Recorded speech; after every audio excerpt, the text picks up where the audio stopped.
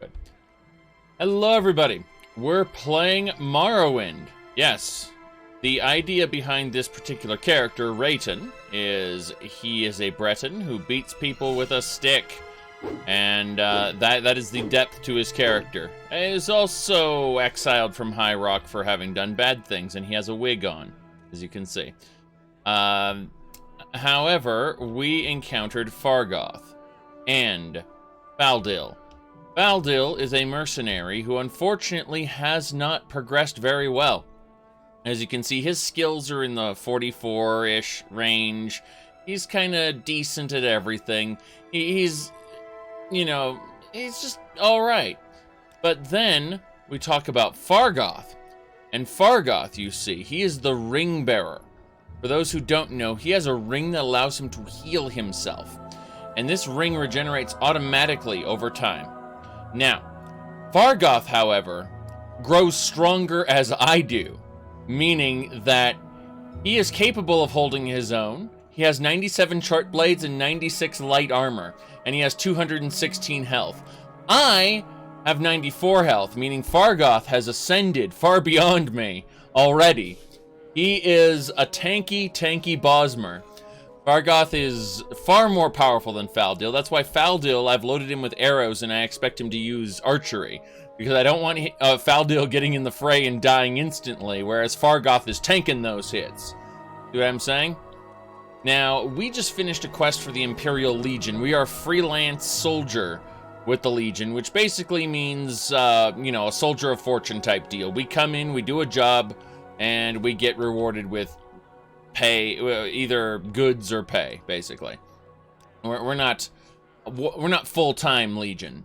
However, in the meantime, we're also working for the Imperial cult, trying to build a reputation for ourselves. Reputation is very important, you see, because we did some bad things in our previous province, and that's why we got jailed. The funny part is we got jailed for like a fraction of the bad things we did, because if they found out all the stuff we did, we would probably been executed. So we got off light, all things considered. However, we are still in the service of the Imperial Blades, and we are doing occasional fetch quests for the leader there. Sinners, thank you for subscribing. Alright, let's continue, however. Our journey is having us do quite a bit of journeying around here. We believe that we were going to do maybe one more Imperial Legion quest before we moved on to other things. That should be fine. However, we don't know what's actually going to happen as we go. Why are you away from your post? What is my post? My post is right here getting random jobs from you, sir. Let's see. You got orders? Find out what happened to Rasha Gra. Okay, so she was sent over to Arvis Darren. Sorry, Drun. Yeah, I don't know why I wanted to say other words. It suspects foul play. That's the important thing. So, careful with old Baldus, though. Don't trust him. Tell me about him. He keeps to himself. Has food supplies near the door. Been a good neighbor. Quiet, no trouble. Got it. So, in other words, we need to go to this weird location. I have no idea where that is, actually. I'm kind of confused at this point. And let's see. I don't remember where that's located. I wish someone could tell me where it was, maybe. Let's see. Yeah, you really don't know anything more about her. So I have to find this particular person. Well, let's head on up and try to figure out exactly where we need to go now. These were some pretty vague directions, however. And it's also raining outside, so I don't want to find this here. Why are you away from your post? I like how Zhakaron just read the first line of the wiki there. That's great. That's some good stuff there. Okay, let's see here. Checking something now. Yes. Mm-hmm. Alright, I have a general idea of, we're gonna go. Yes, Zhakaron, you cheated not only the game, but yourself. You didn't learn, you didn't grow. Oh wait, never mind, you did learn. It turns out that reading the wiki is actually very good. Alright, let's go this way. So we are going to head on out in this kind of direction. There should be something around here. It's, yeah, we're in Nisus right now. It should be around here somewhere. Like outside of the town. Let's see. Well, there is a person. Could it be... Oh, jeez! That is not the person I'm looking for. That is not the person I'm looking for. No one can challenge me. Oops. Orc smuggler. You think she was killed by smugglers? It's possible. I mean, I'll take this silver spear, though. Thank you. Interesting. Let's see. That's just a hut there. I'm curious about this now, because this is the area I kind of want to be at.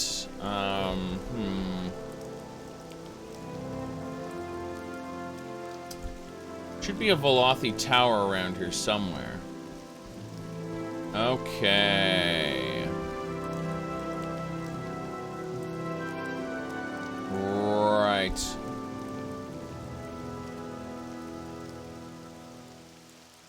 Huh. Oh. Okay, I think I know where it is. Stupid. Stop it! This is too easy. Just stop it. You don't deserve to live. You don't deserve to live. Yeah, if I had asked about Nisus, they would have probably told me about this place. Which is why I didn't. It's literally this Velothi tower here that's embedded in the rock. Should be right. The entrance is there. Yeah. Hello there. Not what I expected. You've earned my trust. Yes. Bam. Okay, so it's next to the temple. Right here. There it is. Okay, so there was someone around here who we need to talk to, in theory. We got a rat here we gotta fight? You don't deserve to live. This is a Velothi tower. We don't actually know what's inside here either. Oh, skeletons. Okay.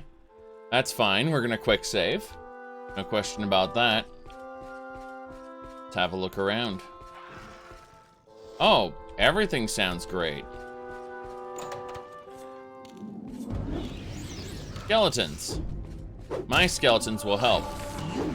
Blunt weapon skill up to 105. Oh, this is too easy. I'll gladly take the Wakazashis and bone meal. No question about that. Doesn't look like this is owned by anyone, despite some of this being trapped. Ooh, a demon helm. Wait, this demon helm summons a bound chest piece? There we go then. Let's see here. What we're gonna do is we're gonna use the open door spell. And then I don't have any ability to disarm traps, mind you. I'm just gonna have to eat them. That was a stamina decay trap. Doesn't matter though. An ebony katana. Okay. Okay. Hey, Fargoth. I got a blade for you, Fargoth. Wait, Fargoth uses short blades. Damn. Yeah. What hit us? Oh, never mind. The katana's just way too heavy. That explains everything. All right. Let's put on that helmet. And let's see about putting down these fancy robes. No, still, why is it say I'm over encumbered when I'm underneath my weight limit?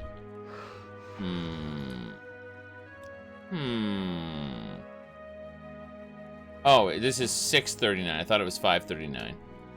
I don't know why I thought it was 539, but I did. That's just me being superior, as usual.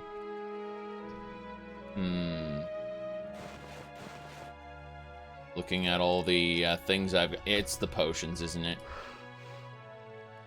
And that damn katana. Well, I might as well throw the katana over here. Silver spear. Jeez. Like, I need to go back to Balmora, actually, on my way through, I think. And deal with my massive amount of inventory shenanigans. A lot of this is probably Fargoth's fault. Why? I just choose to blame him, that's all. Let's see. Robe there. Robe there. Still 2 pounds away from being good on this. I'm like, really? Does the katana weigh that much? Katana, oh, let's drop these bowls. I need the ceramic bowl still, but I'll put these coins in the bowl. Alright, guys, we need to talk. And by we need to talk, I mean we need to get rid of my undead minions if they're in my way. Good, Fargoth. Let us speak of things. Specifically, this ebony katana. Will you use it? Probably not. Now, you actually use short blades, not long blades. Meaning that the ebony katana should go to Faldil. And Faldil will use that instead of his silver sword. Which is good. So, give Faldil the ebony katana. Watch him be over encumbered instantly because I'm a genius. We're gonna have to come back here, honestly. Looking at everything. And Fargoth's inventory isn't too far gone. But, yeah, I'm just looking at everything, and I think it's about time we go back to Balmora and deal with things. We'll do this Imperial Legion quest on the way back, I think. Yes. Very good. My favorite part of Ubisoft games is how when I use the tower, and then all the activities light up. Oh boy, activities. That's what I want in my open world games. Lots of activities to do. Alright, let's see here.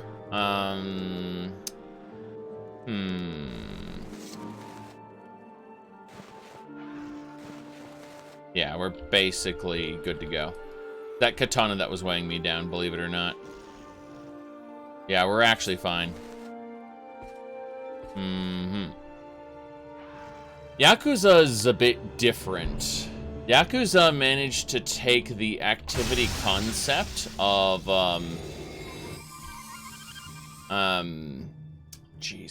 the activity concept of Shenmue and actually make it feel like you are in a living, breathing world. Like, the batting cage is actually in a place where the batting cage should be. Not arbitrarily around a landscape. Imagine if they had in Yakuza, imagine if it was a big open landscape and they had random batting cages just around. That's the Ubisoft way of doing things. Alright, let's see here. We need to get down back to Balmora. Because, well, actually, we might be able to handle some of this stuff here. Let's find out. Hello there. What do you sell? Looks like Miss Rain Lady has 500 septums. This is good. Very good. Yes, Outlander?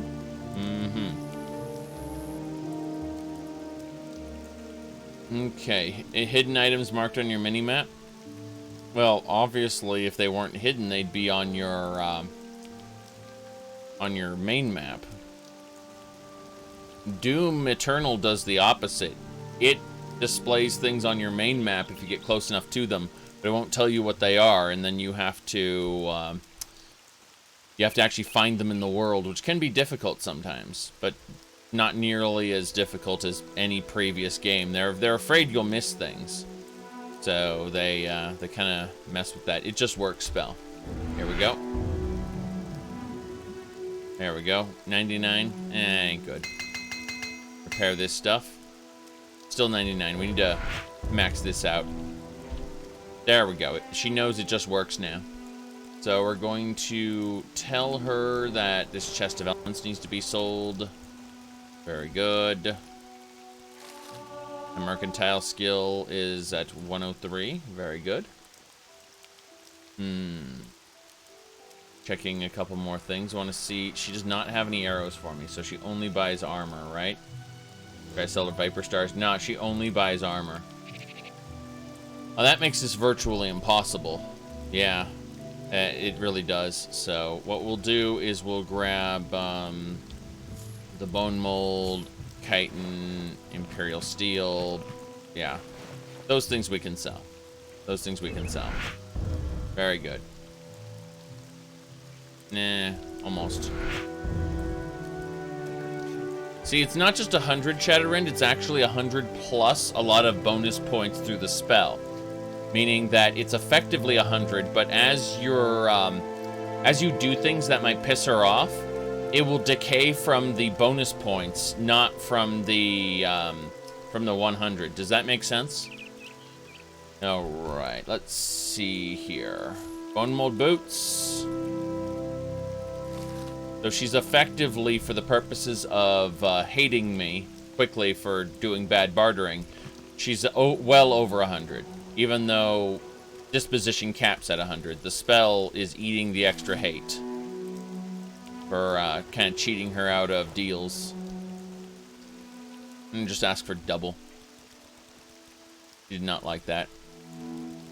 There we go. Her barter skill is higher than some of the others, unfortunately. Okay, well, we got some money off her. That's good. Let's see here. Outlander, what do you want? You have arrows and 400 gold. I will buy those arrows from you to begin with. Yes, actually, before we even deal at all, let's talk to Faldil. I'd like to be under this and not have it rain on my face. That would be nice. Okay. First of all, Fargoth is too far. Yes, a Fargoth too far. Good. Outlander, what do you want? Don't worry about it. I'm a good guy. You'll like me. You don't like me now, and I understand that. But once I give you all my iron junk, I'm sure you'll change your mind. This Netch leather stuff is also top tier, and I think you'll enjoy it. All right, Faldil, got any other piece of garbage to give me? Like just garbage, nothing high quality. Iron. You need to hold the on-throwing knife. Spike club, and we'll grab some steel as well. The steel's probably too much, to be honest, and she probably won't want it, or won't be able to afford it, but hey, we'll grab it all anyway, and tell her that it's time for things to just work. And once we do that, we'll continue the barter. Very important. You give her a slap on the chest like that, and she somehow thinks it just works. The animation is terrible, isn't it? There we go. 100 out of 100. Alright, so we're going to do some crazy things right here. First and foremost, we're going to buy iron arrows. Next, we're going to buy all her alchemy ingredients. Yes. There we go. That's what I wanted to do. Alright, so she wants 733. I'm going to ask for just 500 on the deal, flat. And she accepted. So now she has 900 gold, which is great. We look over here. Looks like she constantly restocks on iron arrows, which is interesting, despite not restocking on all her alchemy ingredients. I guess the game wants you to have infinite arrows so that you don't run out if you're an archer. That kind of makes sense. You still have to pay for them, mind you, but it's interesting nonetheless. And now we can sell all these equipment pieces at decent prices, knowing that she will, that she will have money for them. Yes. If she has more arrows than you have money. Well, I'm pretty sure she has infinite arrows, so that would probably be a bad idea. Let's sell this for 180. Very good. So we're going through and we're selling our garbage items really quick.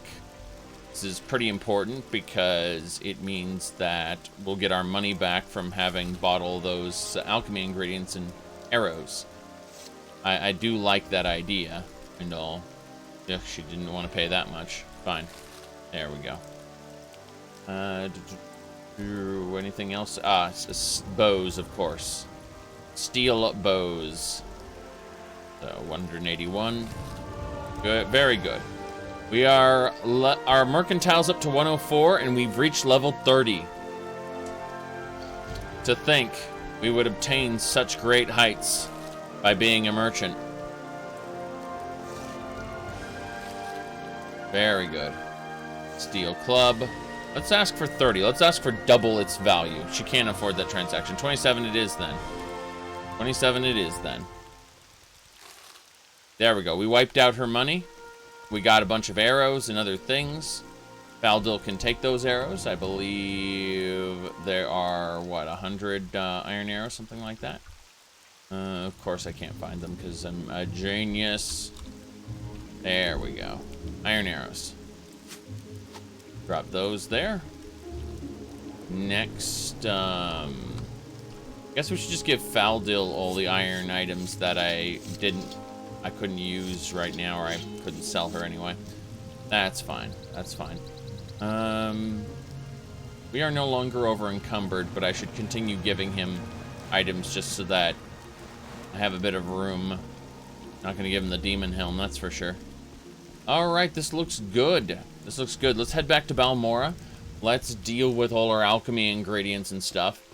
And then we'll come back and actually do this quest. Meanwhile, we're going to have a lot of fights to do on the road. So it's not like this is going to be downtime on the way to Balmora. We're going to have lots of things to fight. Lots of things to check out.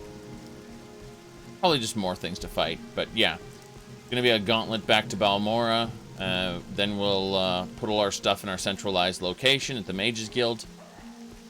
And that'll be good. But yeah, I've got way too many alchemy ingredients and other things that I've accumulated, as well as some alchemy tools and other things, which really are overburdening me past what they should be.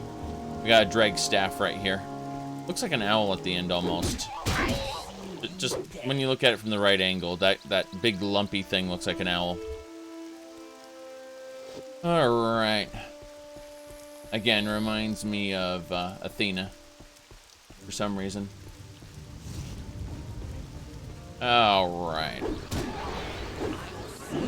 What? Oh no! Oh no, no, no, no, no, no. Faldil might die. Okay. Okay, I think this'll... Oh no, the Dreg Staff doesn't have any effect on the Clan Fear. Meaning I have to go back to the Silver Staff of Shaming. This is damaging its intelligence every time I do this, so... Oh, Fargoth, no! Fargoth backed up and healed himself, thankfully. Okay. We're gonna go into healing mode, make sure these guys are healed up. Faldil is healed. Damn!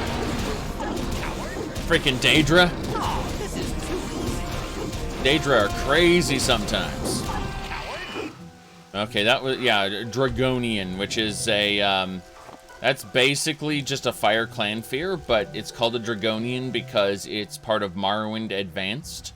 For those who don't know, Morrowind Advanced is a mod by Gary Noonan, a member of the Morrowind team. So it adds a bunch of non-canon, but kind of cool variants on the existing monsters. Alright. Here we go.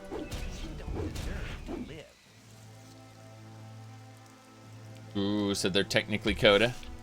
Yeah, well, they definitely won't be in future games, that's for sure. But it's good to have harder variants of existing monsters, especially when you're level 30 and you already feel like you're God You know, you have 105 blunt weapon skill, and you beat things with your stick. So, there you go. You'll beat things with your stick. That is absolutely not an innuendo. Alright. Here we go. This is an enemy from a mod called the Hostiles. Adds a bunch of like humanoid bandits, which are not. Wait, no, these might actually just be normal bandits. Let's find out.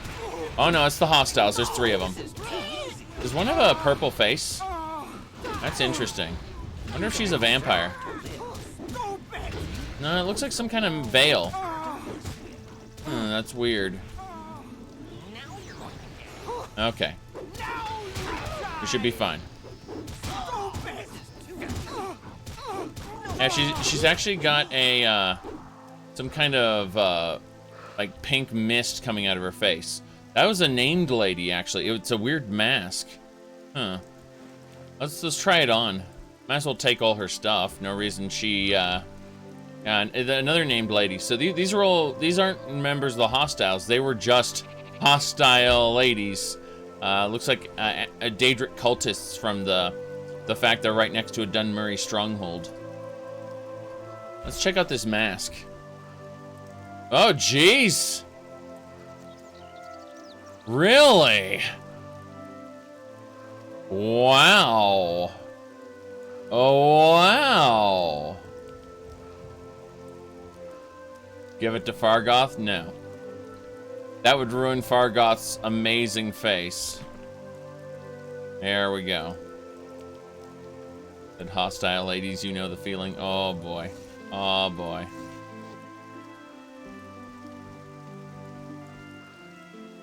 To be fair, jerks exist everywhere in the world. Whether they be man, woman, or child. Usually child. Alright. Let's see here.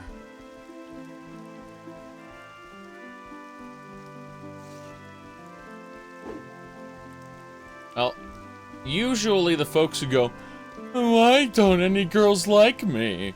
Those people don't realize that those aren't the girls that they would want a relationship with. Trust me. Trust me on that. Personality is important.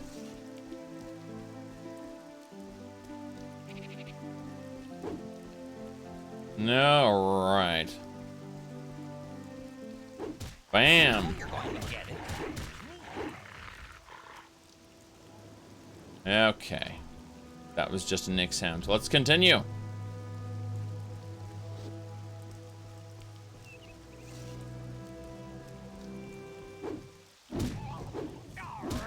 You should run now. Very good. Yeah, I just want to find a get in the car loser. We're going to Vardenfell. Alright, let's see here.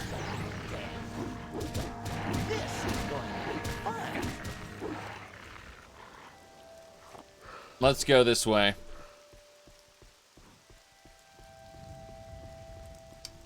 We're gonna cut south.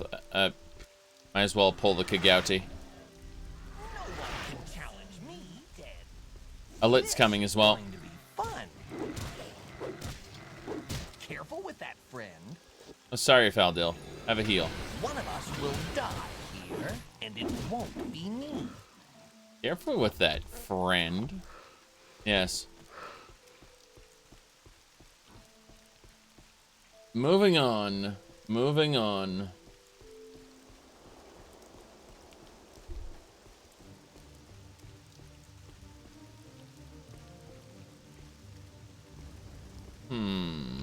What am I in combat with? Oh! A long aggroing scrib. I'm pretty sure it's a diseased or blighted scrib. Probably a diseased. You chose the wrong I was blighted. to mess with. The point is, diseased and blighted scribs aggro from an extreme distance. Whereas normal scribs don't aggro at all, in theory. We're aggroing the Betty Netch, because we need some Netch leather. Don't really want to get all the Netch leather, but I could use some.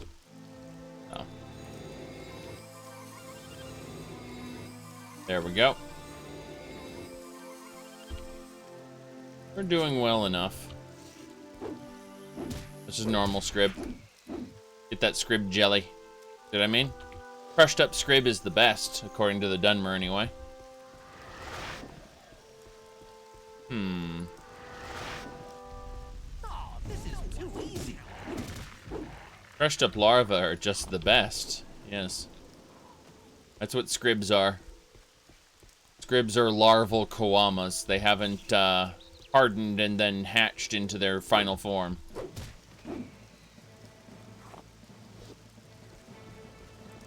This is not even the scrib's final form. Yes.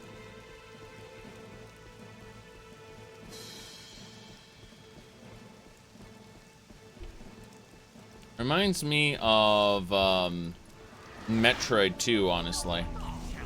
I love Metroid 2. AM2R. No, not Samus Returns. Samus Returns is alright, it's just... Oh boy, does it miss the point on so many levels. Okay. We continue. Very good. Their larval form is insectoid and their adult form is larval. Oh boy.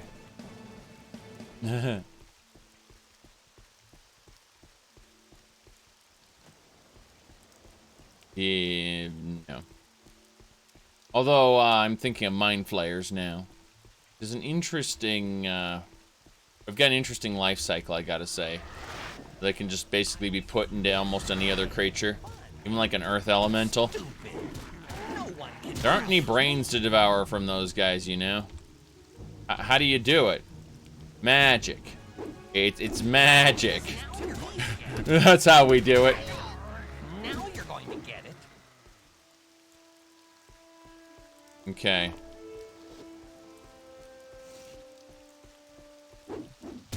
Metroid 2 is the Game Boy one, yes. Metroid 2 is a horror game. Whereas AM2R and Samus Returns are action games.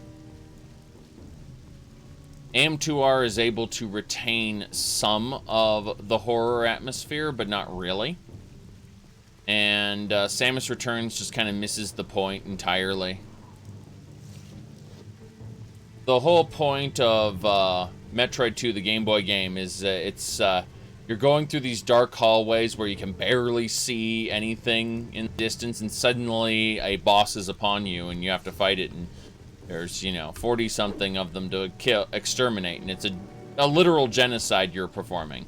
You are killing all of the Metroids on the planet. And it never lets up with its dark atmosphere, even at the very end. Except, when you finally get the baby Metroid, the last of its race, it has has this uplifting music that is very calm. And the idea is it's the epilogue of, you just murdered the entire race.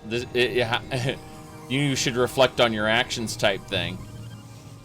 And so the idea behind that, yes, Metroid Fusion did horror very differently, though. It did it in set pieces.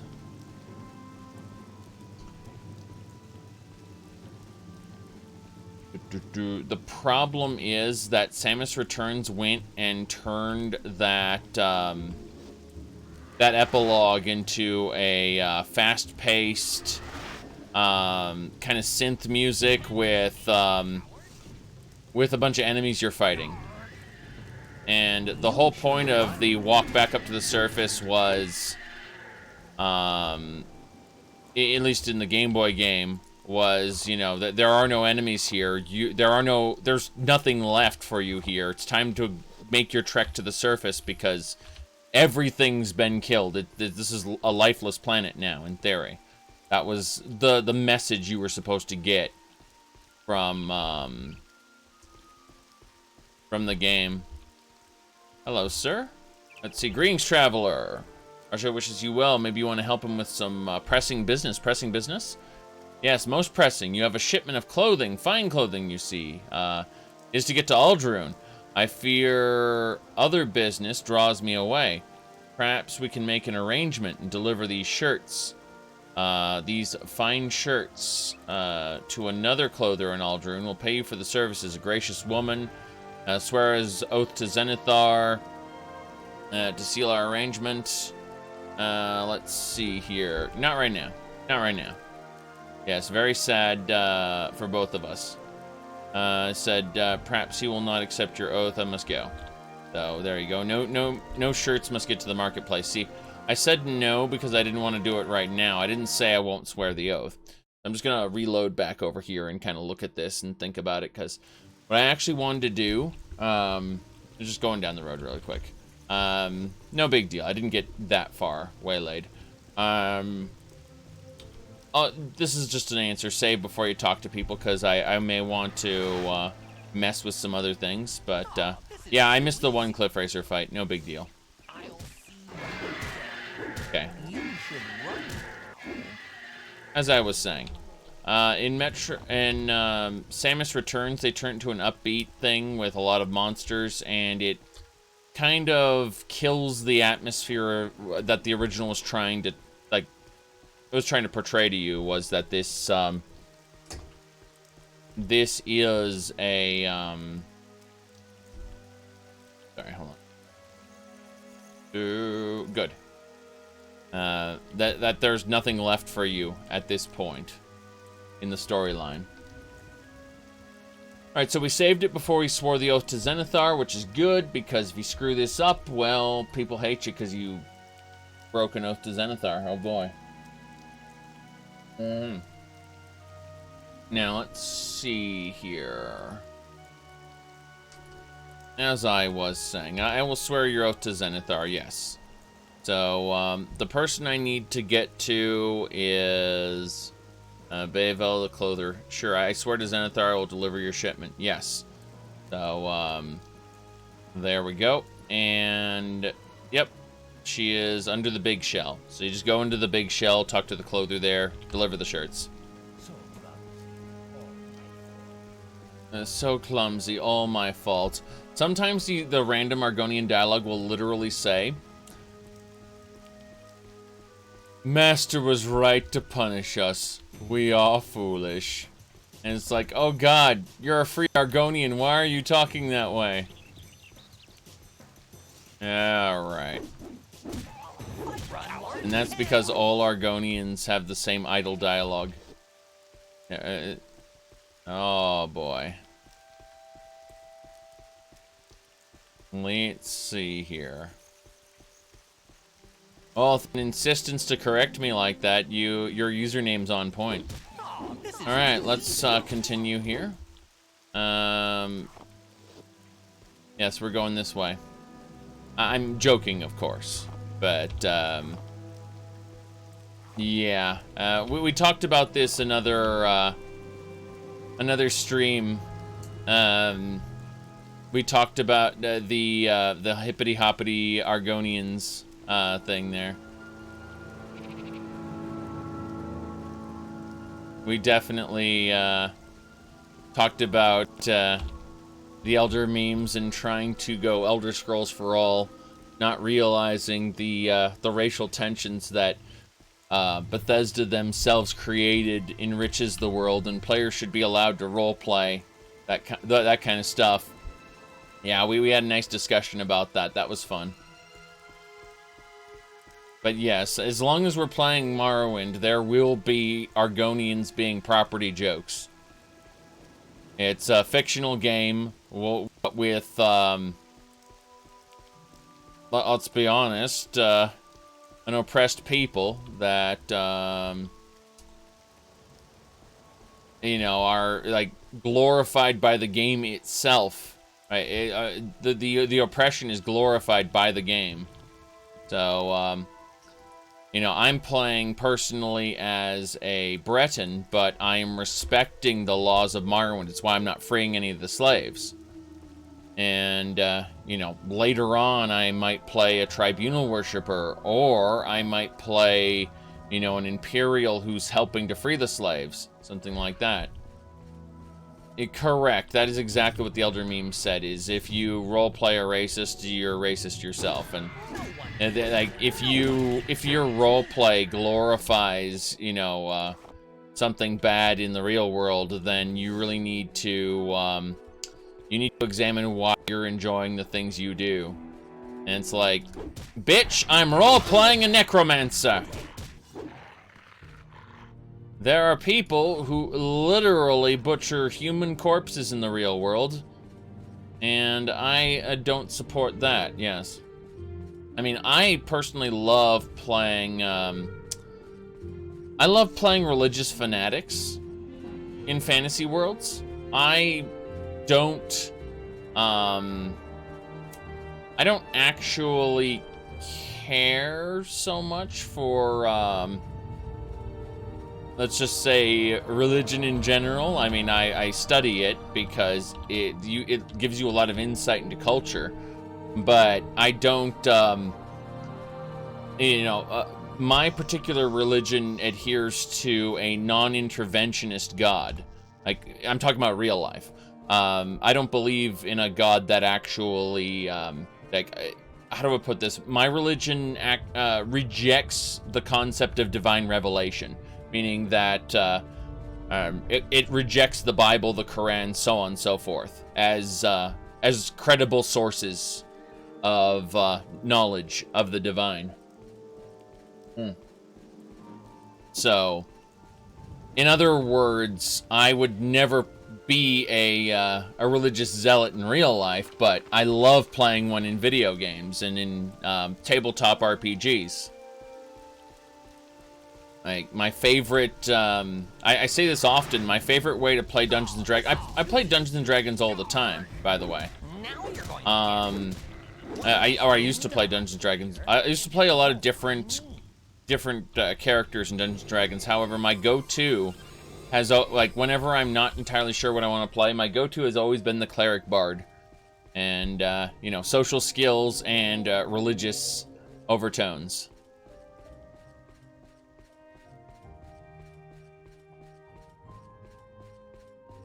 Let's see here. We'll get a couple things. Apparently there's a cat, so we're gonna talk to Mr. Sir Cat here. Don't know why we're talking.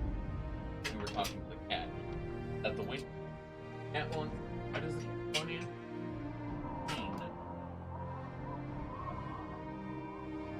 Toss the cat in, because the cat is just sitting in the window going, can I get in? And so we literally take the cat and throw it onto a mattress. Cat goes, takes a little bounce. Cat is happy. Yay! And claws into the mattress, and I tell the cat no, pick up the cat, and here we are. Now, this particular cat that I just tossed, we're going to do this. And you can hear him.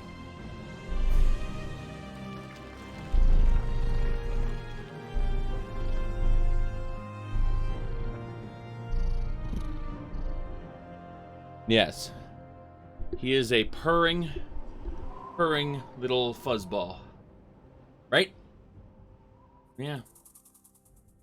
Oh, he put his paw on my face, meaning he wants to get over to the bed. It's not really a bed, it's a mattress. With a comforter on top of it. It was the old bed we had when we moved here. You know how that works. Just kind of ended up in the back of my studio. Yes. Yes. Yes. Yes. The tail's starting to swish, so he's saying, let me go. Let me go. That's what he said. His his tail started saying, hey, I'm building up energy, I want to go. I'm getting frustrated. Stop holding me. Alright, we're going to move the microphone back into place because the cat kind of nuzzled it a bit. Alright. We need to go visit the shirt merchant. What time is it anyway? 9 p.m. The shirt merchant should be closed, but no one will actually care. We swore an oath to deliver these clothes, and that's what we're going to do. I say as I realize I'm going in the completely wrong direction. There we go. We did it. Fortunately, this cat is kind of getting in the way of my microphone, or not microphone, my headphone cord. A nice kitty, but he definitely causes problems sometimes. Okay, the clother should be right here, I believe. Yeah, this is it. Let's talk to her. Hello. I'm very happy to make your acquaintance. Yes, about that, I believe we have the shirts here. Ah, you brought the shirts. Wonderful. He does such fine work, and he sells them to me at reasonable prices. The careful sort. Thank you for your help. Here's your payment. So, I've been paid. Very good. I handled the affair well. Wait, does she like me now? She likes me now, which means we could go adventuring. It's been my home all my life. We're talking about Aldruin. What about adventuring? You asking me to go with you? Not right now. Very well. So I could have her join me on my adventures now. She likes me enough to where I can actually ask her to go places with me. Even though she would stop being a clothing merchant and lose most of her quests. I think I've done her quests already, but still. It would fundamentally... as long as she was out and about, she wouldn't be able to be a merchant, I'm pretty sure. Alright, it's nighttime, so what we're going to do is we're going to head on over to the Fighters Guild, and we're going to take a nap there. Since they always have beds for us. I think that's a good thing. Yes. I don't believe it. Puff. Right. Hello, sir. We were going to talk... yeah, it's nighttime. Greetings to you, Breton. Oh, it's lucky that I met you before I went to gather ingredients for the Mages Guild. Yeah. So they're sending me to Shalegrod. Let's see. So we could pick up some Black Anther, Crush Fiber, Marshmallow, Scythe Claw. Yeah, actually, pick me up some green lichen, actually. That'd be nice. Yeah, so, yeah, the green lichen is the most common variety of lichen. I'm sure I'll harvest some extra lichen for you. So there we go. He's going to give me some green lichen the next time he comes back to town. He's going to head off to Shalegrad for a while, and that's fine. He gets extra ingredients from me since I got him his job back after he lost it, which is awesome. Okay, this should be the Fighters Guild, yes. Hello there, sir. Hello. Hello, yes. Fighters Guild supply chest still empty. I'm pretty sure I can use this bed, though. Alright. Let's sleep for 8 hours, roughly. Well, let's actually save it before we get attacked by a Dark Brotherhood assassin in our sleep when we're trying to sleep for 8 hours. Oh, this is too easy. Oh, jeez.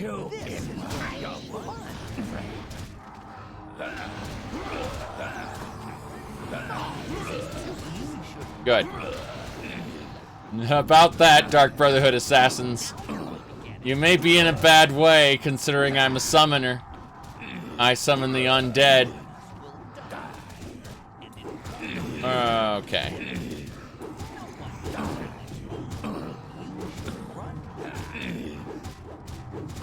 Alright, they definitely did a good job fending me off for a bit. That one's trying to run away. That's pretty amazing. Okay.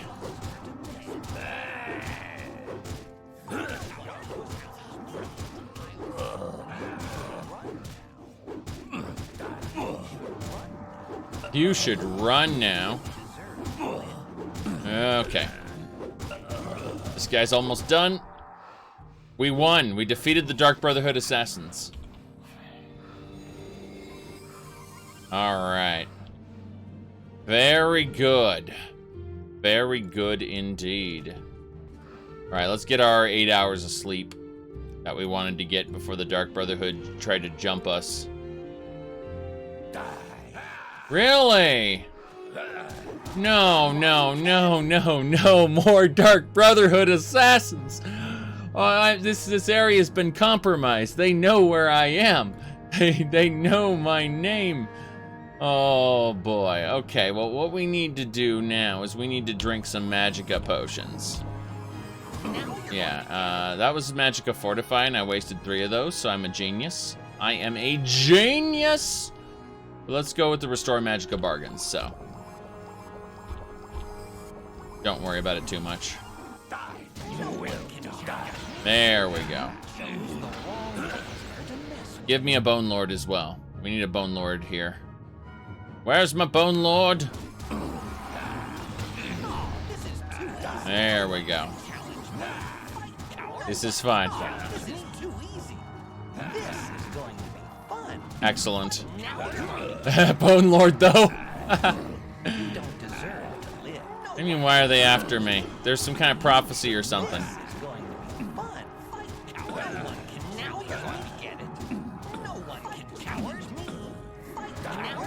Necromancy isn't illegal. Yes. It's illegal to do necromancy on Dunmer corpses. Nothing. They say nothing about humans. Nothing about humans who wish to pay me tribute. Wait, no, well, hold on a second. Thinking about this. Give me a second. Restore fatigue, health. I guess I'll just have to drink a few Restore Magicka cheaps. Oh, nice. Nice. Okay. Greater Bone Walker. Regular Bone Walker. Good, good. My conjuration skill is going up. It's at 60 now. Okay.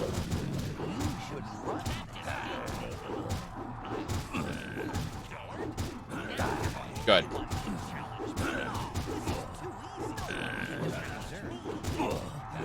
We got this. All right. Strength up. We did it. There's Dark Brotherhood corpses everywhere. That one's floating.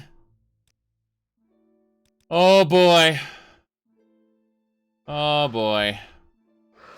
This is gonna be something. All I'm saying is definitely gonna be something. It's still 10 p.m., so 8-hour rest, please. You had a disturbing dream. You can only recall one part. A tall figure with a golden mask led you among the dead in a wedding celebration. You heard many voices, no lips moved. You strained to breathe, but your chest didn't move.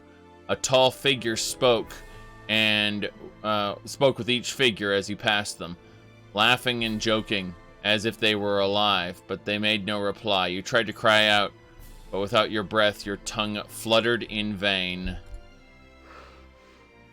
That was a disturbing dream that I wasn't able to sleep from. No! No! What is happening here? What is happening here?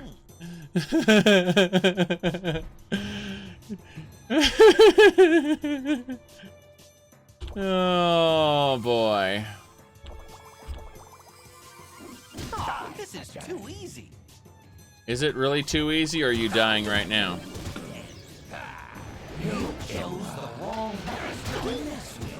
Yes. Damn it! Faldil is dead. We have failed to achieve our destiny.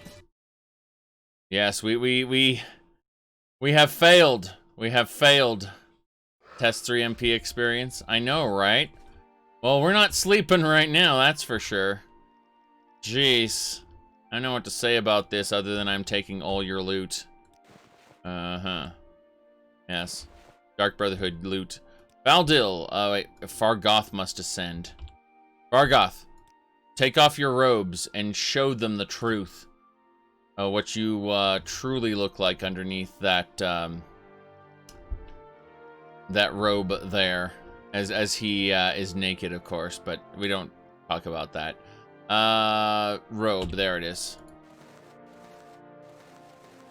Expensive pants. Yes, he can keep his expensive pants. We do need to get rid of the skirt, though. There's the extravagant skirt. Common skirt. Skirt. Skirt. Skirt. Skirt. Skirt. Okay, there we go. There we go. Dark Brotherhood greaves. Dark Brotherhood boots. Yes. Those drag boots, though, those are 7. And the Dark Brotherhood boots are 4. Okay, the drag boots are better. Yeah, take the drag boots. Hell yeah. What else we need to focus on? Fargoth needs a chest piece, right? So, Dark Brotherhood chest piece there. Oh, he has a drag chest piece, which is better than the Dark Brotherhood one. Oh my. Oh my. Okay. So he has the gauntlets, no problem there. The question is right and left. Question is, okay, those are kind of damaged ones, so we'll take those back. And, yeah, we'll just take all the gauntlets back and we'll see about giving him the best only. Best around. No one's ever gonna keep you down. What now? Okay, never mind. Let's see. There it is. These are good. These are great, actually. So we got him. I guess he has a drag chest piece as well. Oh boy. So what? He can upgrade his greaves then. We'll take the boots and give him greaves. And that should do it. So, good. Now we have to work on giving Fargoth some of this extra junk.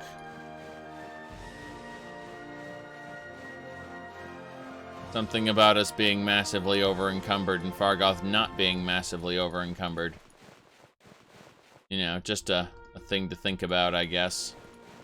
Pauldrons for days. Pauldrons for days.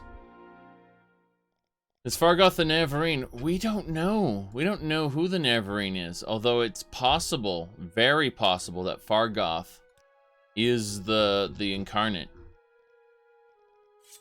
Give him the Wakazashis. We're no longer over encumbered, thank goodness. Alright, let's give Fargoth his common robe back. There we go. Fargoth and Faldil are good. As it should be, now and forever. Stretch for a moment. Oh boy. Oh boy. Okay, now we get to loot the other group. The other assassins, so yeah. Everything goes to Fargoth. Fargoth, you must take all passing whole skills. Yes.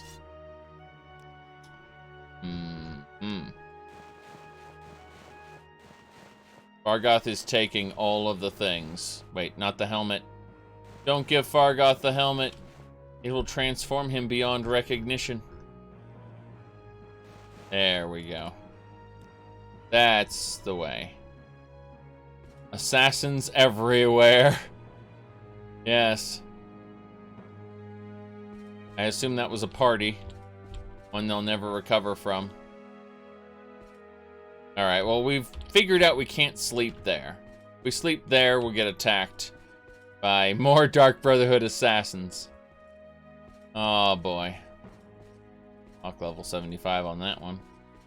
Hello, sir. I'd like to speak to you. Aren't you a sight? What can I do for you? Actually, we need to see how much money you have. You have over 1,000. Okay. And you have iron arrows for us as well, so this is actually a good sign. We're going to really quick grab everything here. Yeah, we're gonna trade with this guy. I'm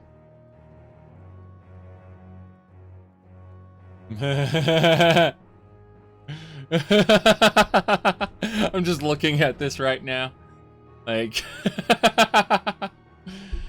oh boy. Oh boy.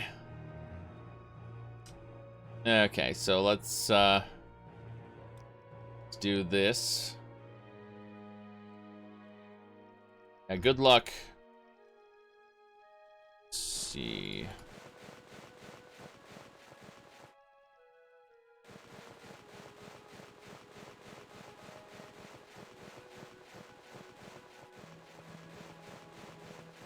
Going to try to trade some of these Dark Brotherhood pieces to this guy.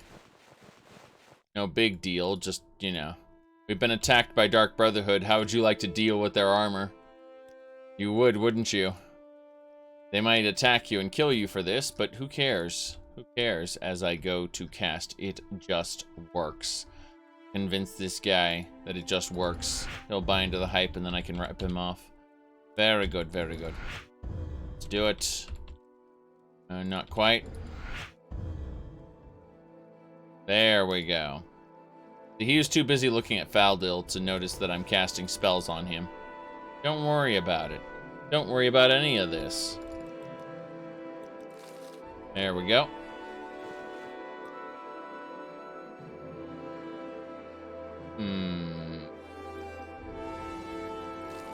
Very good. Bit by bit, we are selling all the Dark Brotherhood gear. That's pretty nice, actually, come to think of it. Just the fact that the Dark Brotherhood would give me so many items with which to sell. They obviously meant to kill me, but I gotta wonder how many members they even have in the region, considering they come 2 to 4 at a time. Right now, 2 at a time, but they'll be more later, I imagine, based on their level brackets. Doesn't matter too much. It's just amazing to watch these shenanigans play out. Let's see here. Yeah, these helmets will soon all be out of my inventory forever. Dark Brosen hood and all that. Very good, though. We've spent a lot of time working on Mercantile in this character, and I'm glad I did, because we're able to ask for far more than the items would normally be worth. Mercantile's up to 105. Fine. Okay, now we can just sell everything else in kind of a... Well, I was like, I'll sell everything else in a big bundle. Dude, you can only afford one more item. What if I buy 100 iron arrows? How about that? Okay, that's better. So let's bring this to 200 flat. And the offer was accepted. This man has 200... he has 20 gold left. Let's see if I can sell him something.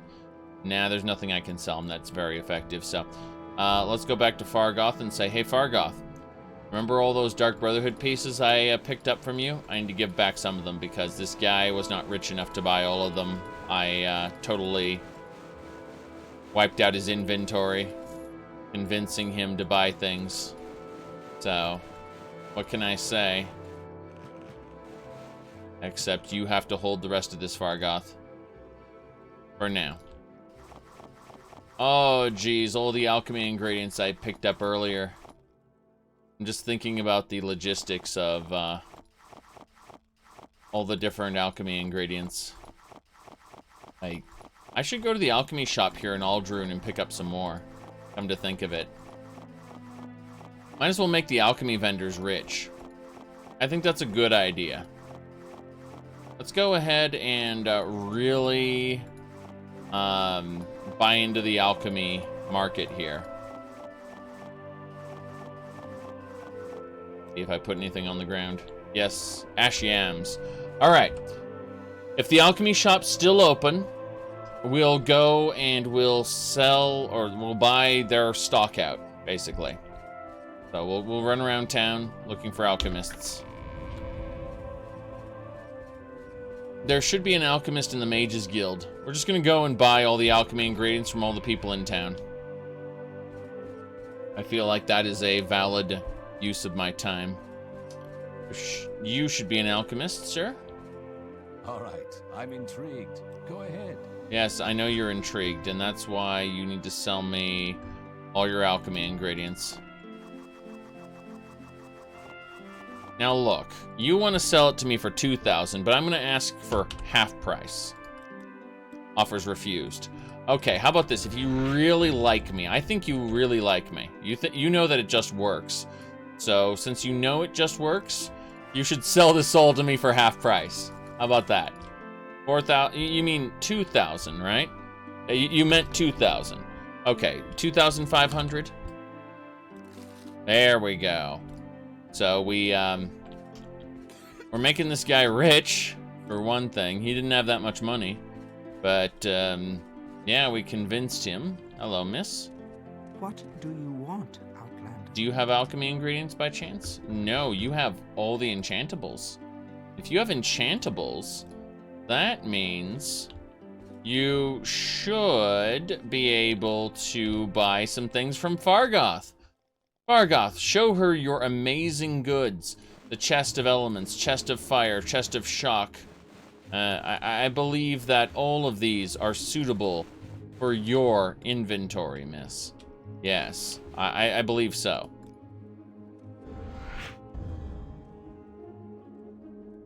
Not quite yet. Very good. Reassuring pat on the back, and we're ready to go.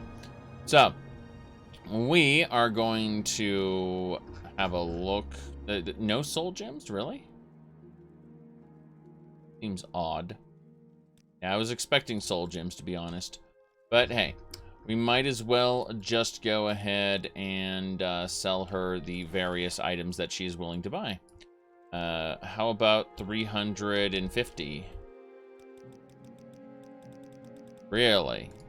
Apparently her bartering skill is really good, because she does not want to pay full price, pay my asking price for these things. But I'm going to still try to get 100% markup, and I can't do it. Just can't do it, no matter how hard I try. She is, she's difficult to barter with. That's all I'm saying. Okay, kite and shield. Yeah, damn right my mercantile skill increased.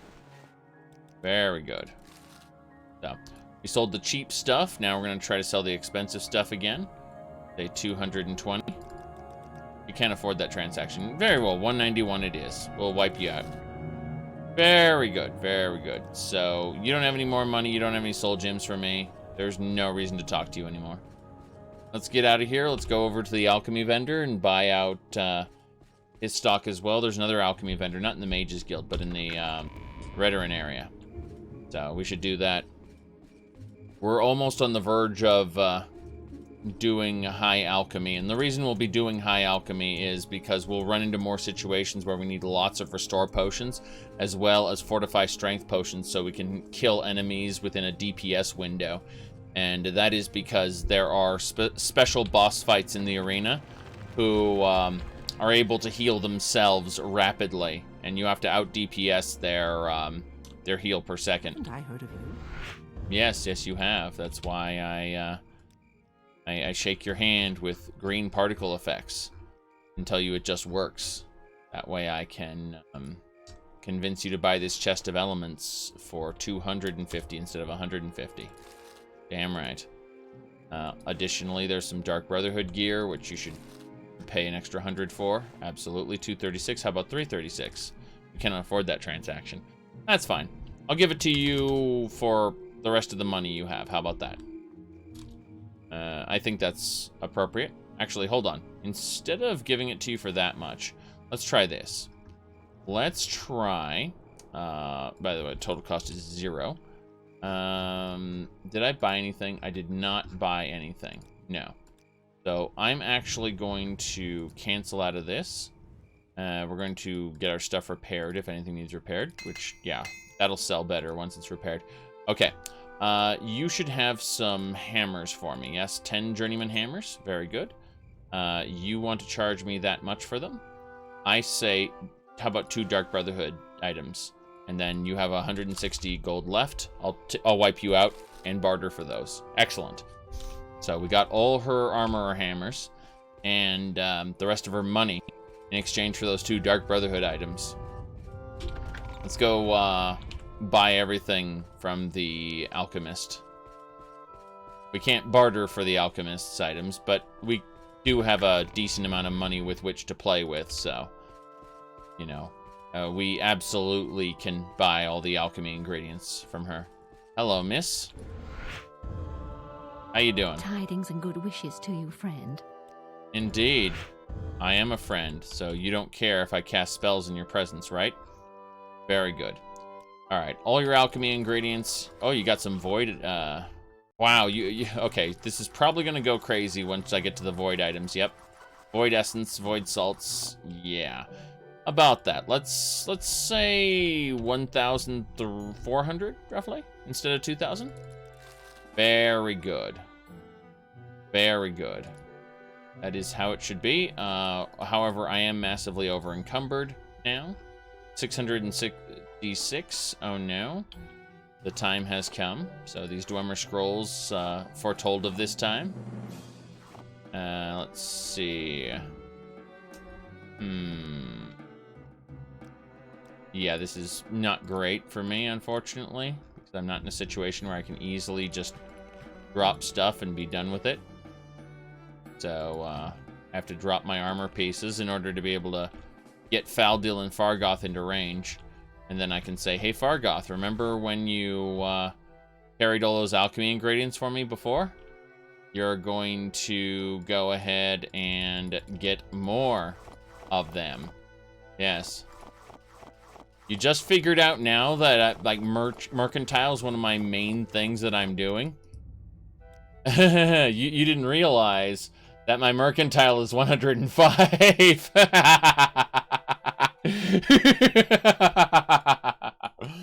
Okay, my blunt weapon skill is 106. But yes, let's see here. Okay, let's move on here.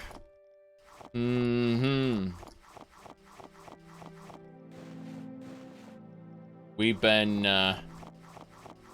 kind of playing the that's 5 more than the max. Well, that's just it, Zhakaron. There is no maximum. There are diminishing returns on the rate at which you gain skills, but there is no maximum. Yes.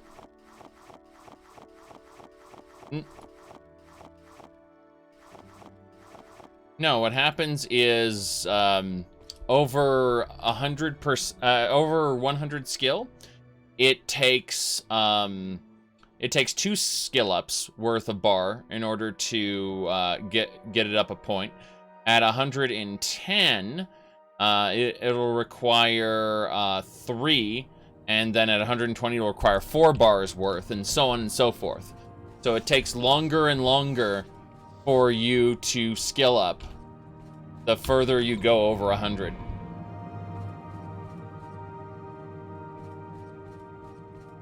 Yes, Fargoth is powerful. Don't get me wrong. Look at my max health here. Okay, I have 95 max health. So look at Fargoth's face there. So we look at Fargoth's info, and he has 223 max health. He's also has 100 short blade skill and 99 light armor skill. Fargoth is absolutely up there, yes. So, there you go. Very good, very good. The Halalu hate him. Oh, boy. So, alright. Let's see here. We're going to poke at this boy. Doing something over here.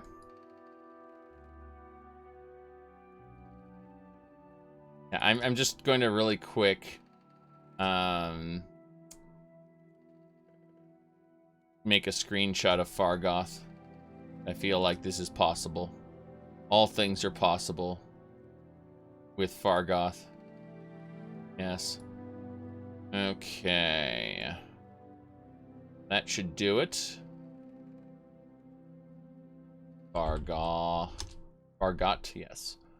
Is the world that man forgot. Going to say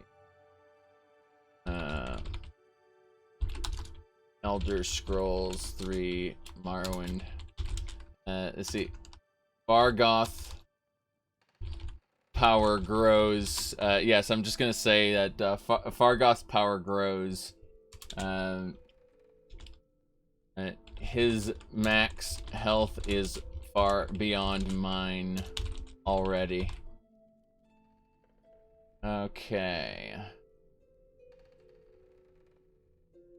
There we go. For those who don't know, it's there.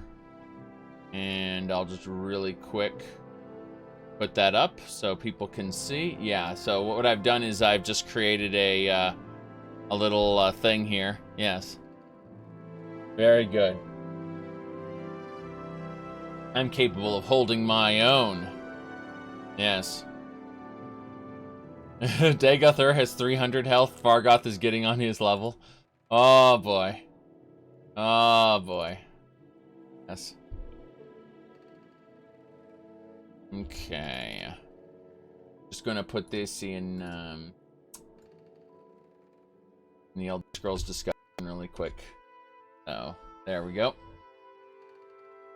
Now.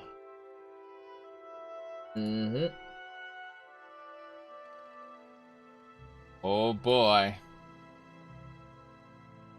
Fargoth is kind of frightening, isn't he? You picked the wrong Bosmer to mess with. Oh boy.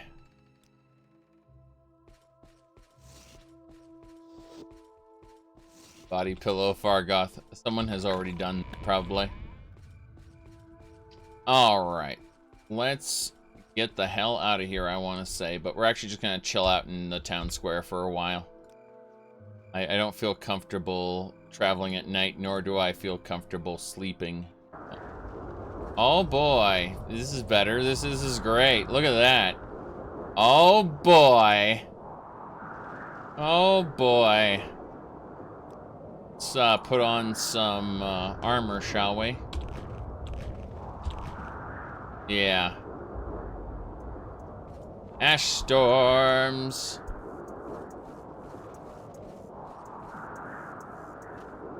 Okay.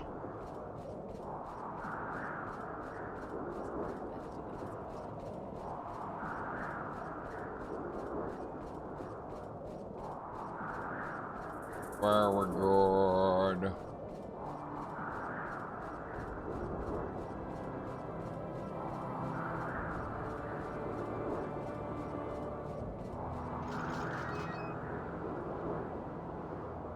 Radio.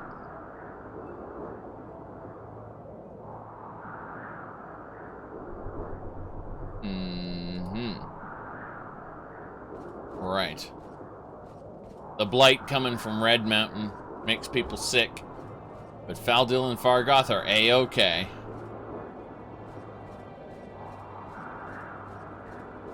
The journey continues south.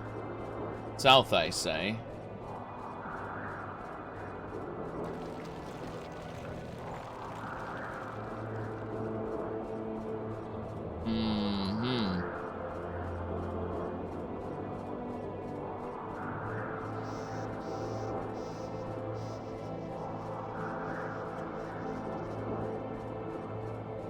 Yes. Greetings. We're excited to announce that the public test server for Fallout 76 is opening back up. There you go. Please note that content on the public test server is under a non-disclosure agreement. Oh boy. Watch me not sign that. You should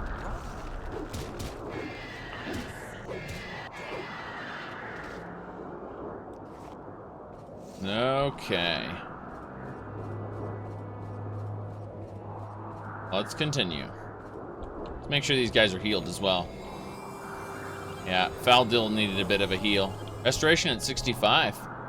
We're getting better, bit by bit.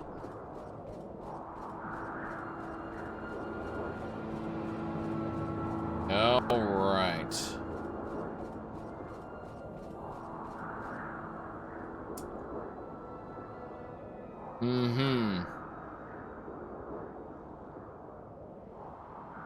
This is the future, everybody. This is the future.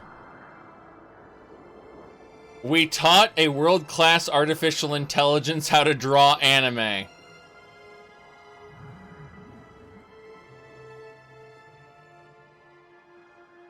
Yes. In less than 5 minutes, the artist learns your preferences and makes the perfect waifu just for you.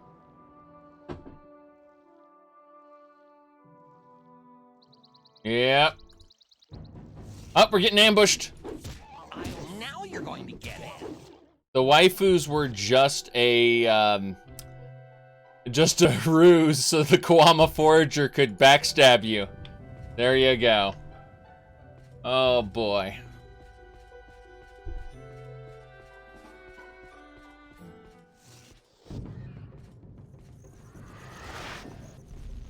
Now you're going to get it. You should run.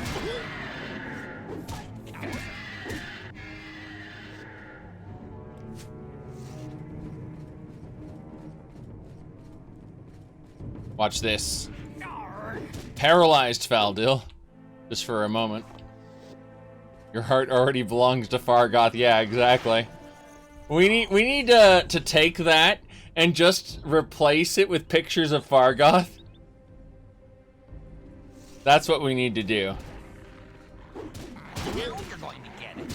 Careful with that, friend. Sorry, Faldil. Yeah. That's what we need. Okay, so what we need is, we need this, but then we need to replace all of these pictures with Fargoth, okay? Just panning by. That would be perfect.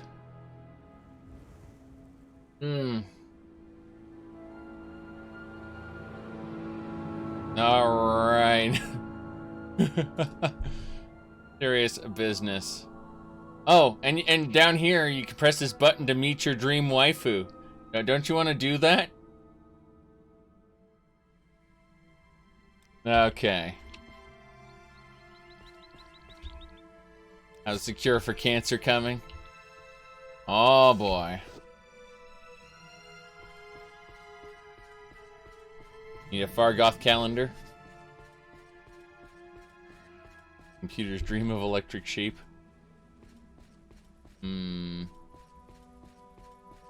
What's this?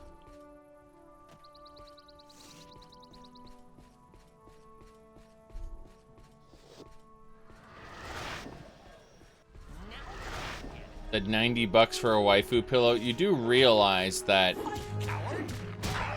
you can spend like $10 on just a normal body pillow, and then they're all just covers. Like, we have an actual body pillow, which is just a body pillow, and like, oh boy, we could get anime covers for it. No, we're not doing that. Now you're going to get it. I'll be dead.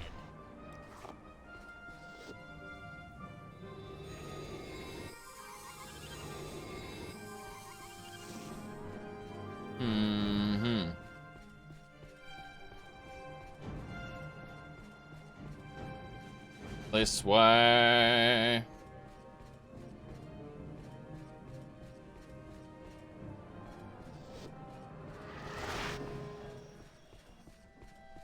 Fight, coward. You said crazy, the amount of waifus on it. Well, you do understand that they're being generated. So, someone can just hit the generate button a bunch of times and that'll be that.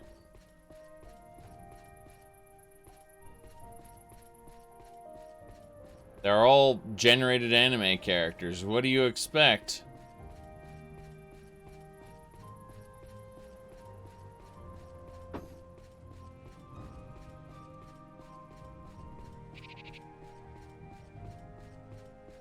Ooh.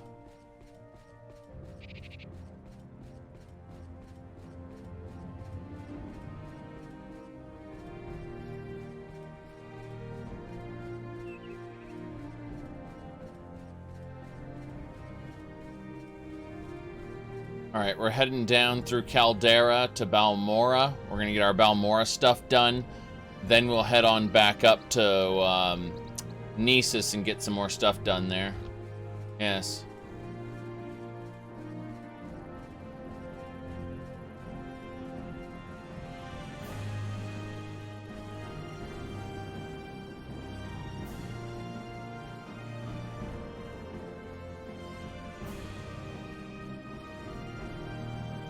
Expect a Spanish Inquisition.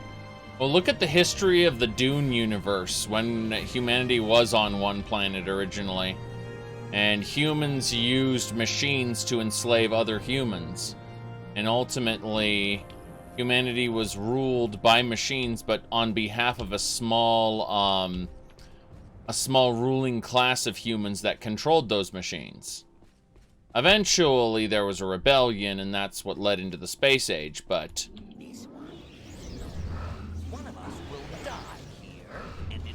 I'm over encumbered. Oh, am I? I've been hit by Great Burden for 10 seconds. Do I have a Dispel? I don't think I have a Dispel. Let me just type Disp. No, I don't have a Dispel.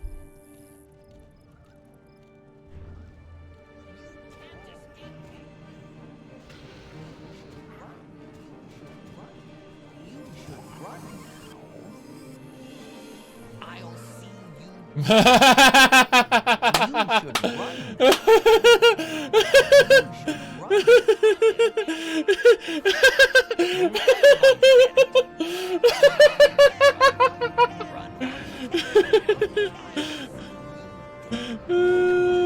now you're going to get it. Oh. You deserve to live. Now you're going to get it. You should run. You don't deserve to live. You should run.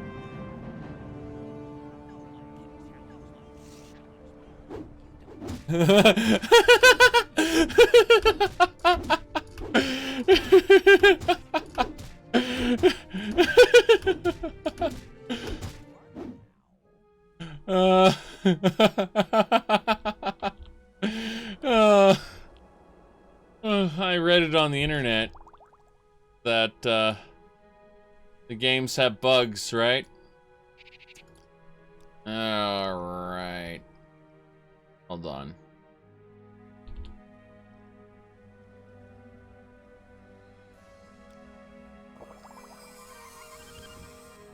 There we go. I fortified my strength so I could get all the loot up here. There we go. That's fine. He chose the wrong Bosmer to mess with, and he cast him down. Fargoth just cast him down. That's the only possibility. I don't know what else to say. Got Faldil here. We need to sell stuff soon. Oh. Okay. The Dune prequel. Sorry, I didn't read anything not written by the original author in the Dune franchise. I watched some terrible sci-fi original movies, but seriously, I've read nothing in the Dune universe other than what was written by the original author. And I'm okay with that. I don't feel that I need to read more. Right, let's go.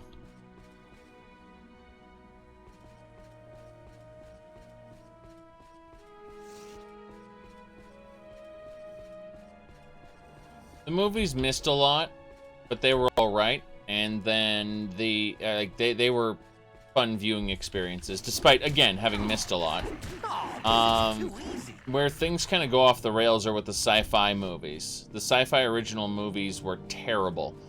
They messed with Paul's character in general, made him more rebellious and vocal, and you know, it was unfortunate. And that's because the newer movies, the sci-fi movies, pretty much they ditched the internal monologue of the characters, and as a result, they had to vocalize more things, and it wasn't a a good portrayal of the characters as a result. Yes.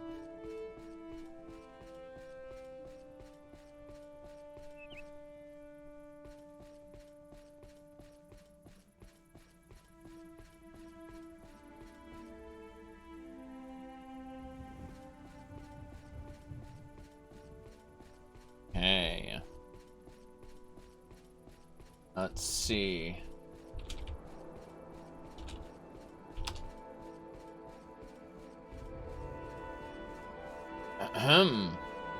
Are we going to talk about that today? I think we're going to talk about that today. Yes. I mean... Yeah, so... Go. Time for video games. Ready for video games? Welcome, conscripts. I am Nori Moneo, Mentat to the Duke. You won't regret joining Leto's men. Not when we won Dune and we're all rich with spice, eh? Riches? Is that why you come to this bloody sandpit? Crawling with Harkonnen who'd rather drink your blood than their mother's milk. Filled with worms, the length of 100 men, keeping you clinging to the safety of rocks like children. Let me remind you, we are here to fight for the Duke. For the Duke! We will mine spice in the Imperial Basin, and for the Duke, we will rid this land of Harkonnen. Keep that in mind, and you'll be Dune men yet. Let's see here. Let me pull this up. Hold on a second. I think it was... Hold on.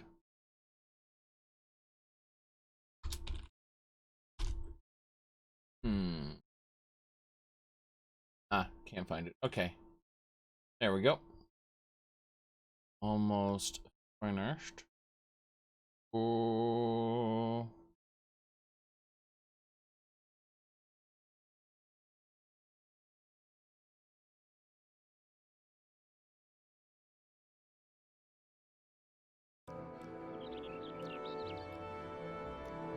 Someone asked on YouTube why I go out of my way to mispronounce things.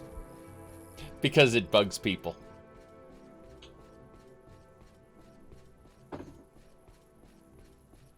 Alright, let's see here. Yes, Indy, you were named after the dog. Oh boy. Alright, we're going through Caldera really quick. Speak freely, friend. I don't miss sliders so much after the final season. Alright. That was zombie sliders.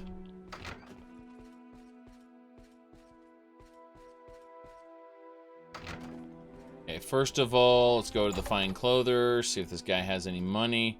You have money, sir? Interested in purchasing anything? I know you have no money left.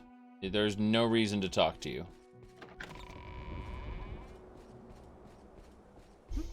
I was hoping that we could run through Caldera and pick up a bunch of, you know, sell a bunch of stuff, but I think, honestly... So, where are you from? Where am I from? I'm here to sell my wares to pawnbrokers like you.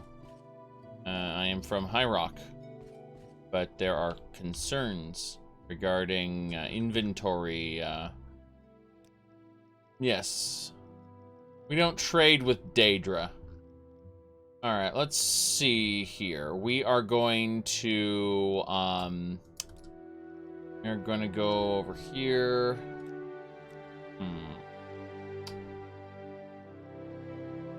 I'm looking at the different clothing options. We'll go ahead and sell all the robes, I think. Wait, the robes only weigh 1. That's bad use of carry weight then. Sell them. Let's see. In that case... Alright, there we go. Iron. Nordic. And yes, Nordic fur. Excellent. That is good use of space, selling these things to the people. Very good. All right. Let's go ahead and use the It Just Works spell to convince this guy he likes us. After all, you can't barter with Creeper because he's a Daedra, not a person. Okay, we are going to now sell him this iron broadsword, but we're going to ask for, say, 60 on the deal. Very good. This iron long bow is worth 75, so we're going to ask for 85. We're going to ask for 10 over the amount. You see, our mercantile just went to 106. We are going to equally, let's see, 75, please. Very good. Anything else? 149. We'll ask for 249 on this deal. Good. Nordic broadsword, same deal, 249. That's fine. Definitely getting good prices on some of this stuff. Chitin War Axe, jeez. Okay, 24 instead of 14. Anything else on this? I don't think so. Just steel Daikatana, jeez. So, how much was the steel Daikatana? Actually, it's worth 180, so I'm going to ask for 235. You can't afford that transaction. Screw it then. You can have it for the rest of your inventory price, is what I would say. But I'm actually going to cancel out of the transaction entirely and then pick up all his magic arrows. I'm going to buy out his magic arrows. I'm going to then look specifically... Oh, it looks like he has alchemy ingredients we can buy, so we'll buy his alchemy ingredients. What else? Looks like he has a Shadow Weave ring. It's cast when used. That's unfortunate. I was looking for a continual effect, maybe.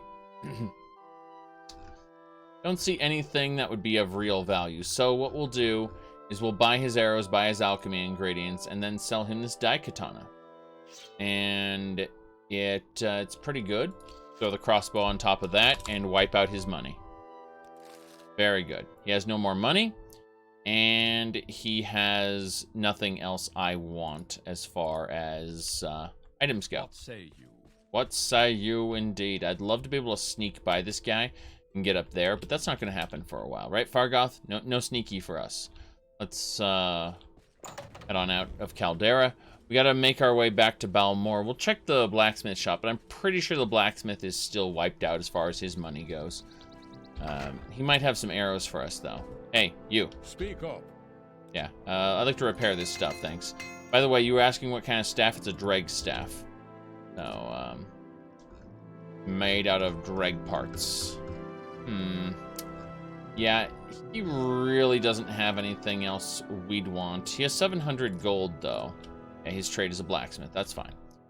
Okay, well, we're going to go ahead and have a chat with Fargoth about specifically chitin spear, chitin shortbow, steel wakazashis. So yeah, and some Dark Brotherhood armor pieces. I was actually thinking about making a totem out of Dark Brotherhood armor pieces, but don't think that's going to happen right now. Instead, we're going to look at maybe the silver spear. Keep the silver staff for now, but like the steel longbow, and the orcish chiding chest piece, and then the imperial boots. That's fine. That's fine. We got some good stuff to sell him, so that'll do it. We convinced him that it just works, so he's absolutely fine to sell to. We're going to do this here. Yep, 50. Offer, excellent. We need one more skill up before we'll actually get a real skill up here. Now, are Dreg Staffs able to hit magical creatures? Absolutely not. That's why I still have my Silver Staff of Shaming on me, which I use to shame the Daedra into leaving Mundus, obviously. Let's see. Oof, that steel bow is... Nah, he doesn't want to sell me that steel bow. We'll repair it. It's fine. As long as I get more than 37 gold for it, it's, yeah, I can get 75 gold for it now that I repaired it. So we're going to ask for 125 instead. And guess 115, maybe? There we go. He took that. He bit. Point is, I made a profit on repairing it. So that's the important thing. Yep. He still has about 400 gold left, but we can kind of make a go out of this as we slowly get our offer refused. Have to lower our prices. Jeez. Okay. We are now at the point where we're selling Nordic fur. So we're going to try to sell those. No, this guy has good barter skill though. Like we just got our mercantile skill up to 107, and he just keeps pushing back regardless. It's kind of amazing to watch. I'm gonna sell all 3 Nordic boots at the same time and try to go like 36. There we go. A natural leather shield. Sell it for 25. Very good. Imperial steel. Great. He only wants to give me 41 for this. I'm gonna ask for 65, maybe? There we go. We managed it.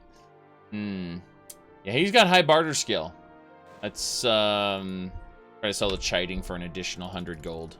He can't afford that transaction. He can only afford 301, which I will, you know, I'll take all your money, sir. Very good. Very good. We're halfway to our next mercantile skill point, so this is great. Let's leave Caldera now. We got all his money after all. So. We're going to back down to Balmora, where we're going to, oh, you said you eventually found and played Spelljammer. Definitely different experience from what you expected. It's a fun game though. Spelljammer is really fun, but it's definitely not what people would expect. No. Playing a space pirate is interesting. Okay. All right. Now, let's see here. Yeah, we're talking about Spelljammer, Pirates of Realm Space. Good game. All right. Now then, let's continue on down.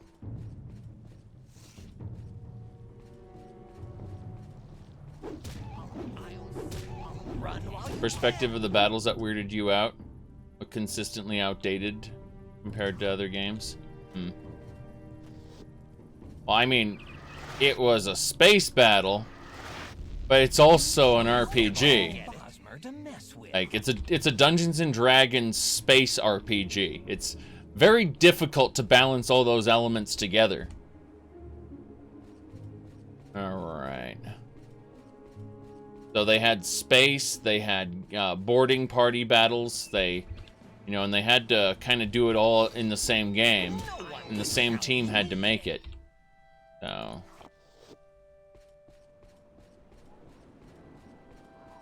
All right.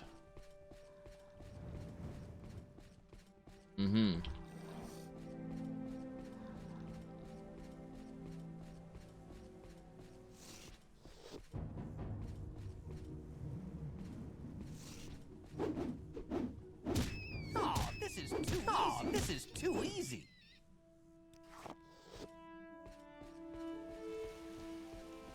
Yep.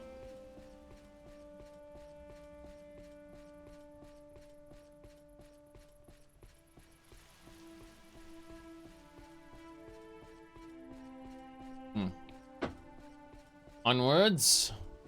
Most important thing to understand about I was gonna say Starjammer. The Starjammers are the X-Men space pirates based on Spelljammer. So Spelljammer, Pirates of Realm Space, is that it's a sandbox universe.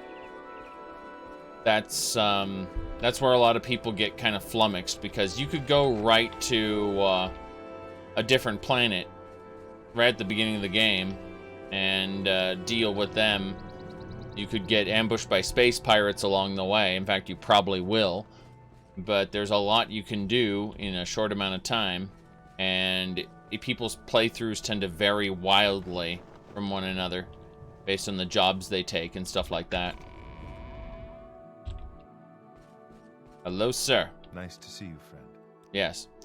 Let's see here. You could train me in some things, but mainly I want to see what your inventory is like. Oh, you have 2,000 gold, you bastard. All right, so since you have 2,000 gold, you're gonna take some Dark Brotherhood items off my hands. I'm sick of hoarding all these Dark Brotherhood items, and I think you can take a few of them for sure.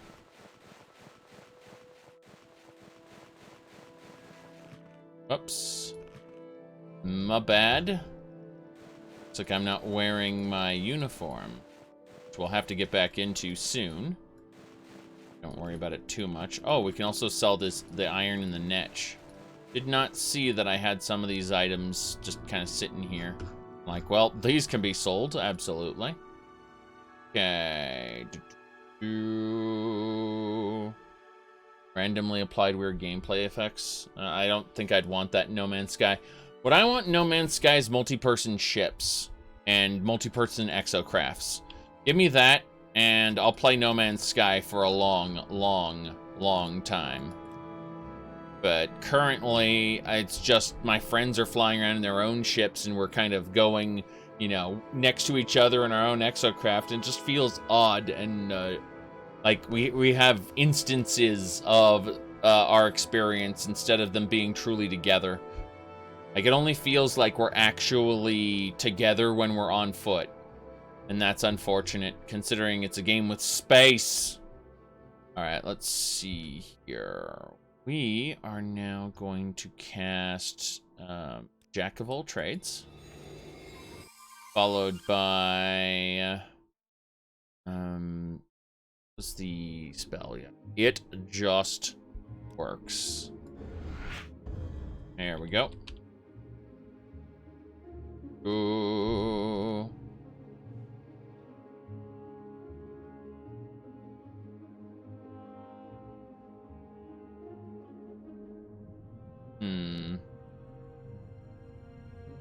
Let's see here.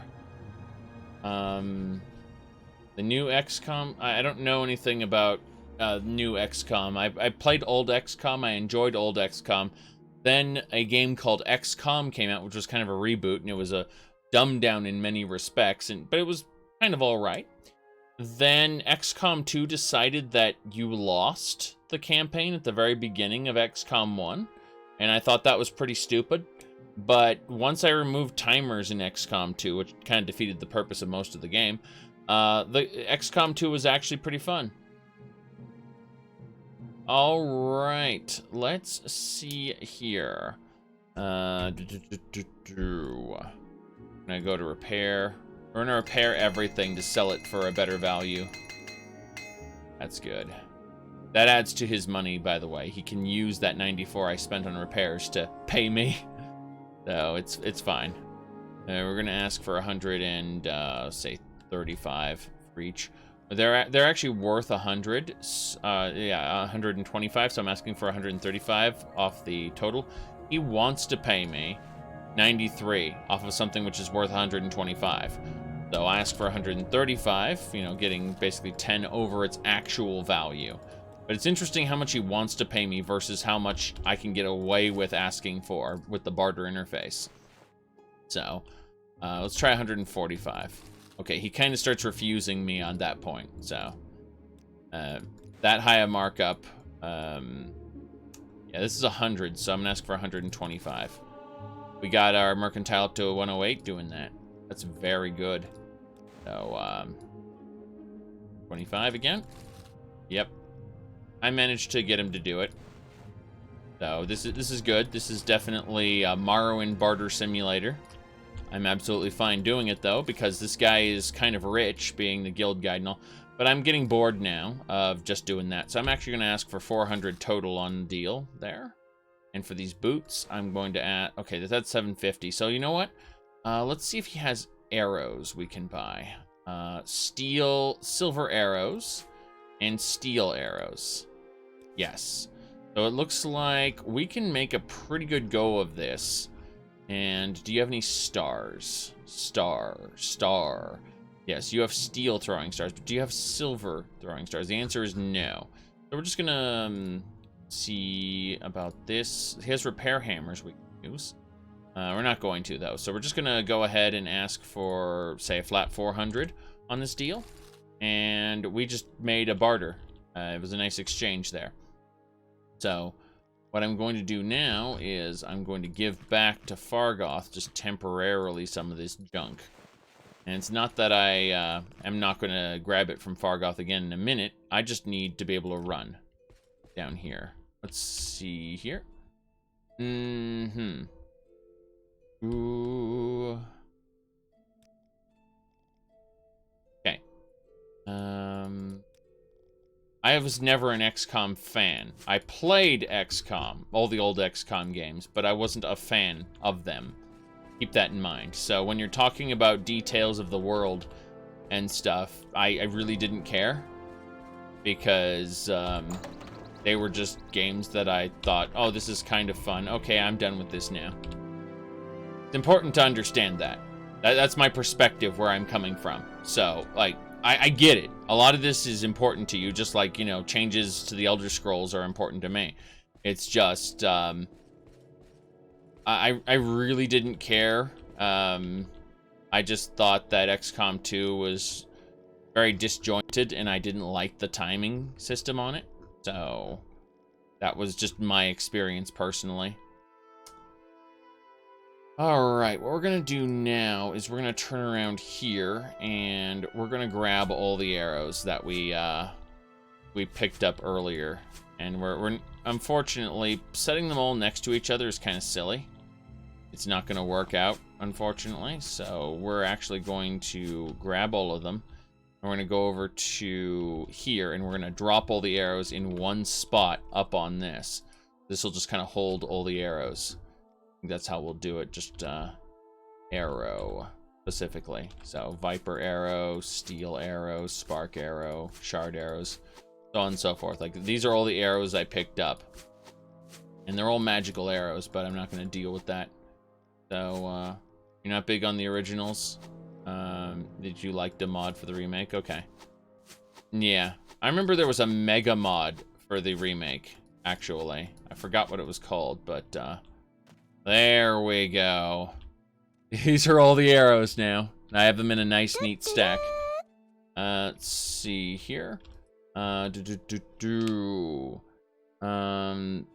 you. Is that supposed to be Joel Gel? I don't know how to pronounce that. It's like Joel, but different. Because wow, pronunciations drive me crazy. Okay, let's see here. I'm gonna go back over. Still, thank you for subscribing regardless. I do appreciate it. Let's see here. Vogel. Okay, that makes sense. Let's see. Put that on. We're gonna set this mask over here. This mask is crazy. It puts out a black fog or a fog and everything there. Let's see here. What do you think about Eric's soundtracks compared to Souls? Which ones did he make? Let's see.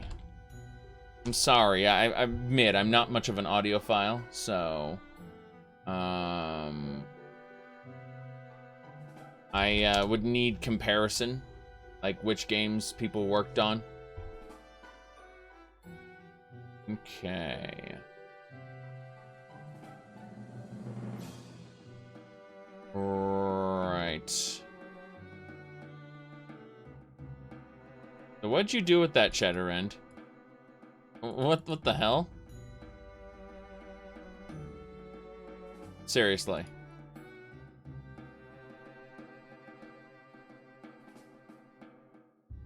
Okay.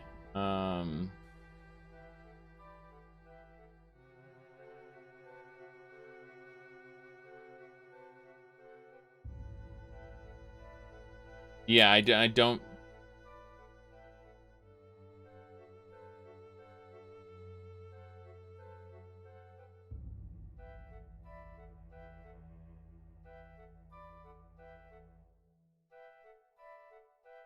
Yeah, that's just a meme. I was the one giving people, a hard time in high school, so yeah. Like, Shadowrend, you have to understand something. Like, I was the person giving people a hard time in high school, not the other way around. So, yeah. I would have just laughed that shit off. All right. Let's see here. Okay. Let's see. I mean, if you're being a legitimate asshole, I'm probably going to ban you anyway. But, I didn't see any evidence of that. I just saw a really dumb meme. Okay. Let's see here. Wait, what about high school? Yes. Ooh. You're just like, hey, that guy's being an ass. Yeah. I mean, here's the thing, Shadowrend. You can always just not approve certain things that get put in the autofilter. I'm serious. Like, you don't have to, like, make a decision on everything that gets picked up by the autofilter. You can just let the filter, you can just let it sit in the filter forever. And there you go. Like, the filter exists, not to force you, a moderator, to make a decision, but more of a, hey, these are stupid memes. Yes. I mean, I've made sure to flag a lot of copy pastas and things. That's why it ended up in the filter to begin with. If you hadn't talked about it, no one would have known. The person would have thought they posted the thing, and no one would have seen it. It would have been that simple. Like, most of the copy pastas are already banned by the channel, so, like, you won't see them pop up regardless. So, oh, you saw the automod caught it? Yeah. Yep. I just shrugged it off and was like, okay. Let's see here. Don't think Faldil has anything. Let's drop all the junk.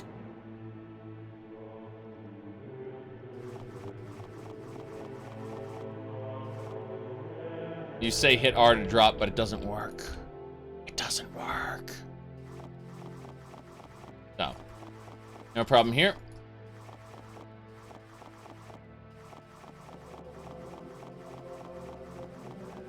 That's a lot of scrib jelly. Did you hear about the Elder Scrolls leak after the other Elder Scrolls leak after the other Elder Scrolls leak? I don't care. I really just don't care.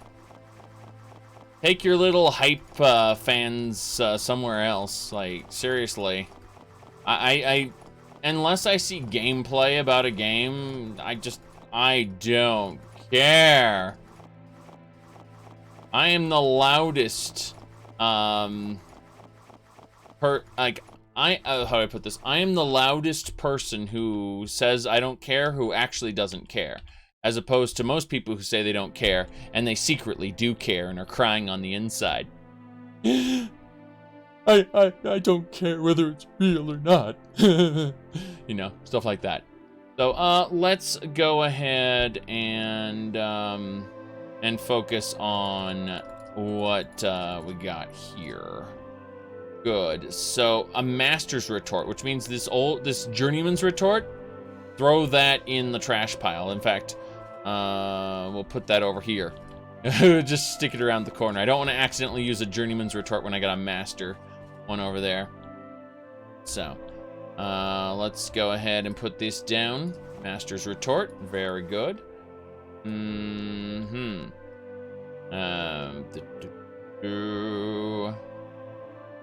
Naruto Gamer, I have no idea. I'd highly recommend you do something like, go check out UESP or something like that. Oh boy. So, I want to drop some hammers up here.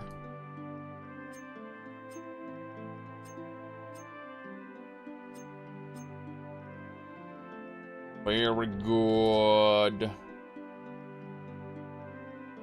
This Alembic, I'm pretty sure I don't need an apprentice Alembic either. Why the hell do I have an apprentice one? Stuff that in there. Under sun and sky. Under sun and sky. All right, let's see here. We've got, okay, this is a Journeyman's Alembic with a Journeyman's Mortar and Pestle, Master's Retort, and a Master's Calcinator. So we're doing pretty well to get high quality alchemy tools. We're going to be mixing. Well, let's grab these apprentice garbage here so we can throw that away. But yeah, we'll have 2 journeyman tools along with 2 master tools. Just kind of interesting, but also kind of silly. So I'll just drop these over here so we don't accidentally use them. Very good.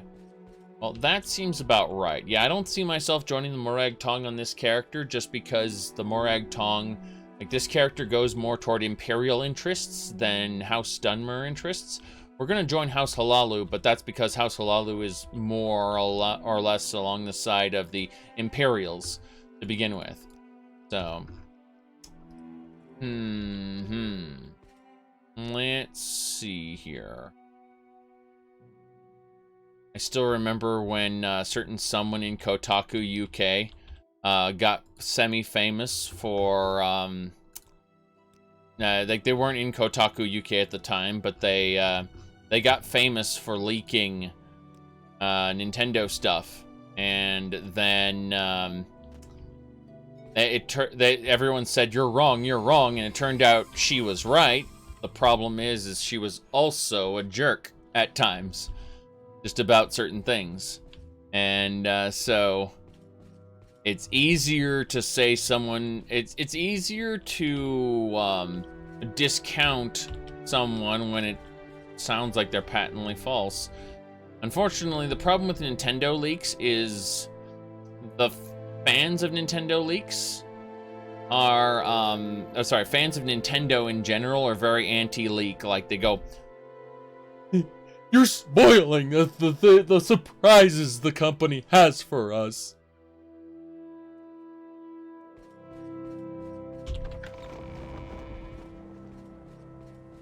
Yeah, that was Laura's stuff.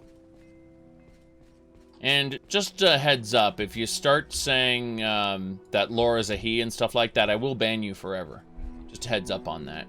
I don't like Laura one bit. But I won't stand for any of that bullshit here. Alright. Let's see here. Fine clother. Ah, robes and stuff, yes. Yeah, I don't understand Nintendo fans the way they're like, well, it's surprises for us. They're just trying to make, you know, good surprises. Like, you don't understand. They're selling you things. You are a consumer. It is very annoying dealing with people who are Nintendo fans of that caliber.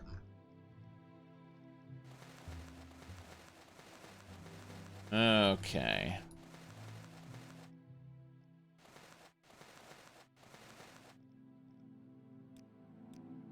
We're just grabbing different items from... Yeah, these people take clothing specifically. Do you need something? Yes, actually, I want to talk to you about something. It's the fact that this just works. Don't worry about it. Yes, it just works. That's the spell. Didn't work this time, but trust me, eventually it just works. Okay. As I was saying, we need to convince her to give us most of her money. And how we do that is by selling expensive and extravagant items to the various people. Yes, don't worry about any of this. Like these shoes, for example. All the clothing items we've just been gathering in our inventory. But, yeah.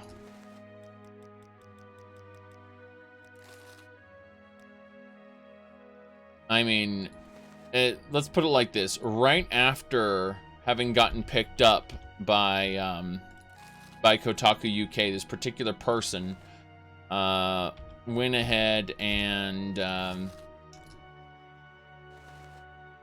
started drumming up drama over certain topics. And it turned out a few of those topics were false. The lyrics to a specific song, for instance, were misinterpreted. And rather than owning up to that fact, it was a mess, let's just say.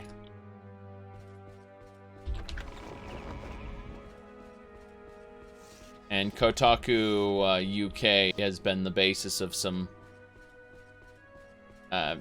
shenanigans, let's just say. Not saying that they are completely unreliable, because, let's face it, normal Kotaku has had a few decent articles, a few decent calls. Of course, we're going to see less of that now that what's-his-name is gone. Even though I'm not a huge fan of Jason Schreier himself, Kotaku and Kotaku UK are different to one another, so keep that in mind.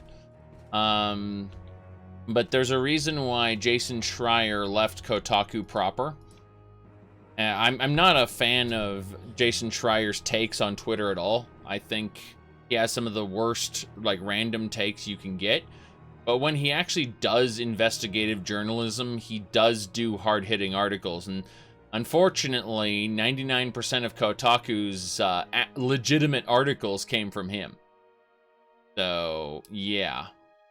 Let's see here. Ooh. Yeah, he said K-Otaku. No, unfortunately. Hello, sir. Scent is unfamiliar. Good. They kept tweeting about it and pushing their worst garbage. Yeah. There were a decent amount of articles on it. It's funny, though, because these websites are so click-driven, you know? Remember disliking her for constantly talking about people who hated her? I mean, people hate me, too. Specifically in the Elder Scrolls lore community and stuff. Of course, it's not undeserved, mind you. I absolutely act like an ass, and I have a diametrically opposite position to them as far as how the community should act. So,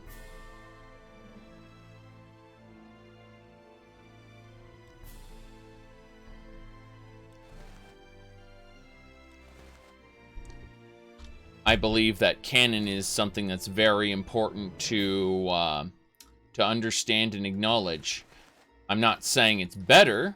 Keep in mind that, like, I think that canon is, well, the Elder Scrolls canon is pretty garbage, but the problem is a lot of the fan fiction out there is also pretty garbage.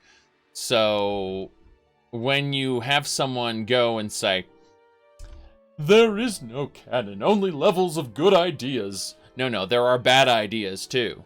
And the idea that your personal fanfiction-y idea might be bad, that might hurt your feelings. That's not a warm opening, a warm open lore community that's open source for everyone to use. No, it's not. But, you know, it's just kind of funny. It's the continuity and sticking to a setup is the basis for a good story. Correct. But remember that the Elder Scrolls isn't just one story, one world, one universe. It's a series of micro stories that are, it's a series of micro stories that are told to the player all at once, and the player can engage in any order they want. But the problem is that a lot of the lore community want to use the fact that it is a big world to excuse bad writing on these individual stories. They basically want to say, well, it's the unreliable narrator. It's like, yeah, but how does that serve the story itself? It's, stuff like that, so. Alright, let's see here. Unreliable Emil. Well, there's more to it than that. But yes, as long as Emil is pushing his keep it simple stupid, we're never going to have good stories in the Elder Scrolls again. That even the micro stories there needs to be logical flow and literary. Yes, correct. No. The problem is the micro stories connect to one another. And, yeah, the micro stories connect to one another, and we have issues. I'm busy selling cups and other pieces of garbage. We need to keep the ceramic bowl. But the fishing poles, can he buy those, please? Yes, he buys the fishing poles. Thank God we found someone who buys fishing poles. Alright. That should do it. Silverware knife? Yeah. We'll sell a bunch of junk to this Khajiit. Anyway. No. The micro stories obviously have to follow the flow of the rest of the world. The problem is that at the end of the day, each of these micro stories or greater stories are all being done in service to a greater story. And people want to excuse those the greater story suffering in exchange for they want to pat themselves on the back and basically say that each individual element of the world makes the world feel more alive. When if you want to have elements like those that mislead the player, you need to do so in smaller ways that then have narrative payoff, not as a part of the main tutorial of the main quest of the game. And because we know deep down that the developers didn't really care when they wrote that lore. I said, oh, sorry. Hold on. Okay, you said they're building their story from pieces of a puzzle from different sets. Pretty much. That's exactly what's going on. They don't have a unified Bible about, how things are supposed to work in the universe. They kind of just run with it and build individual quests. After all, Todd Howard said this himself, our writers are our quest designers. Our quest designers are our writers, vice versa. So they hire people who have knowledge in programming languages who can script quests together. And then they have those people also write the story. And that's why we encounter such bad stories. I mean, let's be honest here. Morrowind is a pretty good story when you look at the overall arc that's being told. The individual elements are very simplistic, though. Whoa. I think Morrowind is... Yes. It's noticeable when there are good writers on a game, correct. You should run now. It was great seeing Ken Rolston say that Elder Scrolls lore is great because I wrote a lot of it. There was a quote from him that is actually kind of true. It's not that he wrote a lot of it, it's that he edited a lot of it. He kind of told people what they could and couldn't put in. I said no hubris there. It wasn't that he wrote it. Yes, exactly. Fishing poles. We're going to go back to Revere and turn in those fishing poles. See, we had 35 fishing poles just sitting outside the city waiting. That's the job of a creative director. You got it. Exactly. He did. That's the reason why Morrowind is held up as this very different thing. It's because there were several people there. A very different product to something more... Oblivion feels generic, despite it having better graphics, despite it... Yeah, well, we can always argue whether it has better graphics or not. It had HDR support! Yes, it had HDR support. You wish to speak? You said these people care. Well, No. People who made Oblivion and Skyrim cared. It's just that the creative direction wasn't there. That's the problem. Like, individual artists, sound designers, even individual quests were pretty well done in Oblivion. I liked a lot of the side quests in Oblivion. The problem is there wasn't a creative director to slap Emil's hand and say, no, you can't retcon the Dark Brotherhood into evil Christianity. That's not the way the lore works. No, Emil went to Todd Howard and said, can I change the lore of the Dark Brotherhood? And Todd's like, and that was it. That was from an interview, by the way. It was confirmed that he asked Todd Howard, and Todd Howard just gave him the dismissive gesture. Yes. So that's how the Dark Brotherhood's lore got changed. Did Skyrim side quests are bland? Well, yeah. But the game world's kind of fun. I actually kind of like the game world of Skyrim. I think it's a great sandbox for just having little modded adventures. Alright, we're gonna wipe out this cat's money. May you walk on warm sands. Yes. Very good. But yeah, when we start talking about injecting mods into games and stuff, at that point you really can't be talking about the lore too much, because it's like, oh, well, this isn't canon. Neither is that. Neither is that. And, you know, it just kind of snowballs. It really, really snowballs. Because then you start thinking to yourself, well, why couldn't the game have had this or that? And that's when you start pissing off people who think there's no merit to comparing mods to the base game. Because, you know, people will start asking, why can't I have these elements but brought up to a professional quality standard? And, unfortunately, you'll get people who will say things like, this mod is better than the vanilla game. And, while that might be true for very specific aspects of the game, it will convince people to set unrealistic expectations for those mods. So they'll go into those mods thinking, oh, well, it's going to have the art and the voice acting quality of sound, and it's going to have, you know, a 3-act structure and all this stuff. It's going to be better than Skyrim was. And they play it and it's like, well, this is just kind of a generic adventure mod with boring voice acting. And then, you know, they'll go back to the original person and say, hey, what the hell? This isn't good at all. And then the original person goes, but it has those really awesome elements in it that they should have had in the main game. It's like, yeah, but it's not better than the base game. And it's like, but it was made for free. It's like, yeah, it looks like it was made for free too.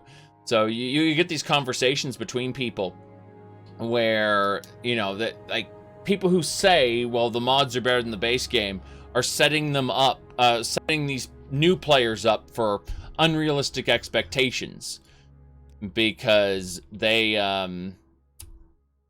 looking for the things they liked about Skyrim but made better, not new things being introduced, which is what the mods are about. All right, I'm pretty sure. Let's check that this guy has money. Hello. He has 1,500. Look at those eyes. Just look at those amazing eyes. Very good. Let's see here.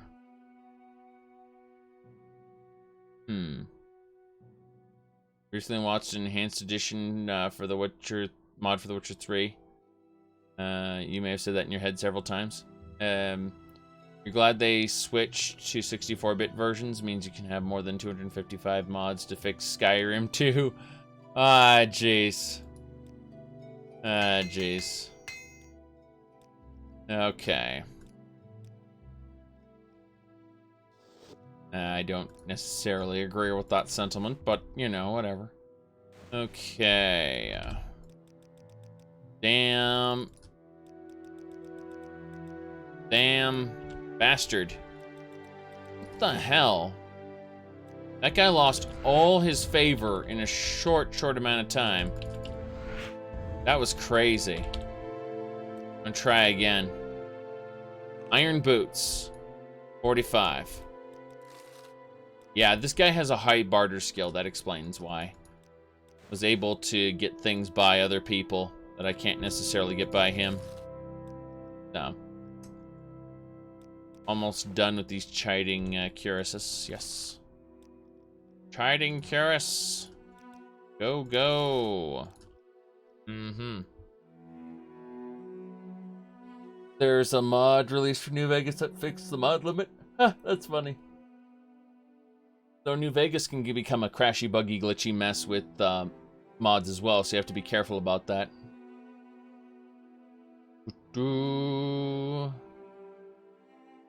You've been working on a mod list with over 500 plugins. You've been learning to make merge patches with Xedit. You don't recommend to sane people. So,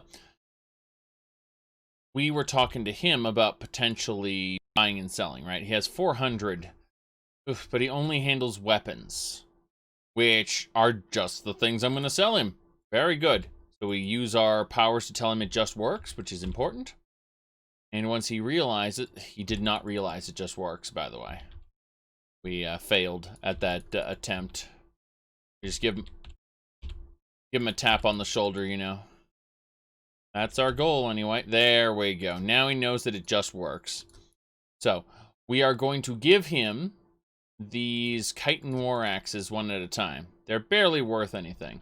No game sound. Well, that's unfortunate. There will never be game sound again, I'm afraid. Okay. Well, oh, mercantile skill up to 110. Now it's going to take 3 skill ups to get this up, so... yeah, I just... that's unfortunate. Let's try asking for 30 off the 15 offers refused. 28? Refused. 26? Fine. 24 it is. Managed to get the sale. Just barely. Well, I think that's the best we got here. Yeah. Shrug and go. So, we're done here, pretty much. We have a... Oh, yes, I was going to drop all my extra potions. That's what I was going to do. Yeah, Lagamora, exactly, so... What brings you? What brings you here? Yeah, don't worry about any of that. We still got Fargoth and Faldil, yes. I was going to call them Fardoth. Yes. No Zardoz, Fardoth. Don't worry about it. Okay. Over here, we're just going to continue our big stack of potions that we're making. So, we're going to basically drop everything. Except, where's the Sujama? Sujama in its place? Absolutely. Let's see, anything else we need to pay attention to? We're going down this list. Brief. Yes. We're just building our stacks here. Skooma? Absolutely. Sheen? Sure. Absinthe? Sure. Okay, we got 25 of this stuff. Damn. I'm just looking at the sheer volume of these different alcoholic drinks we picked up. Thinking how insane it is that I have so many of them right now. Okay. Let's keep going. Ah, there we go. Sheen. Along with some skooma. Everyone needs some skooma now and again. Skooma is a terrible, illegal drug. I understand that. Okay. We're just gonna drop each of these, I believe. Yes. Keep the Rising Force potion, but the Restore Strength, we'll keep 2 of those. Drop the rest of them. Restore Magicka, cheap, keep those. Restore Health, keep those. For Fatigue, keep 3 of those. Drop everything else.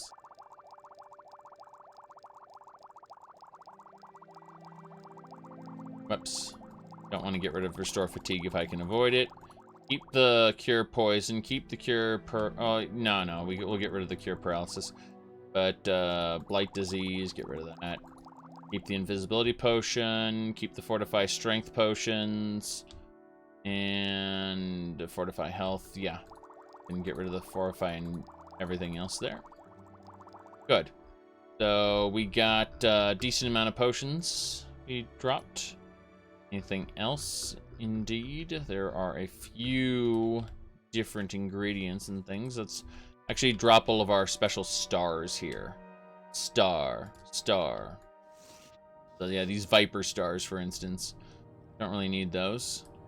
I like how I have all the magical arrows shining right over here.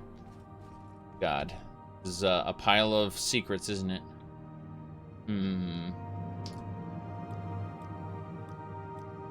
Okay. We'll drop our books in this little pile over here.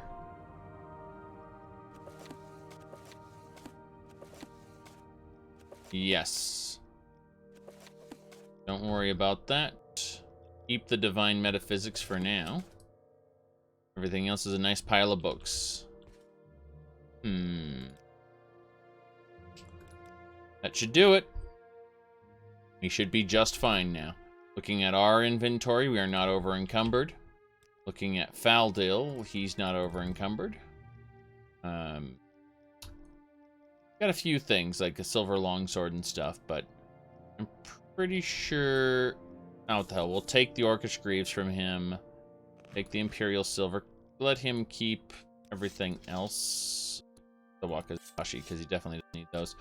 Alright, now Fargoth, what about you? Do you have any junk that you don't need? And the answer is Orcish Greaves. And that's it. We're going to go over to this pile of loot that we've been sitting at.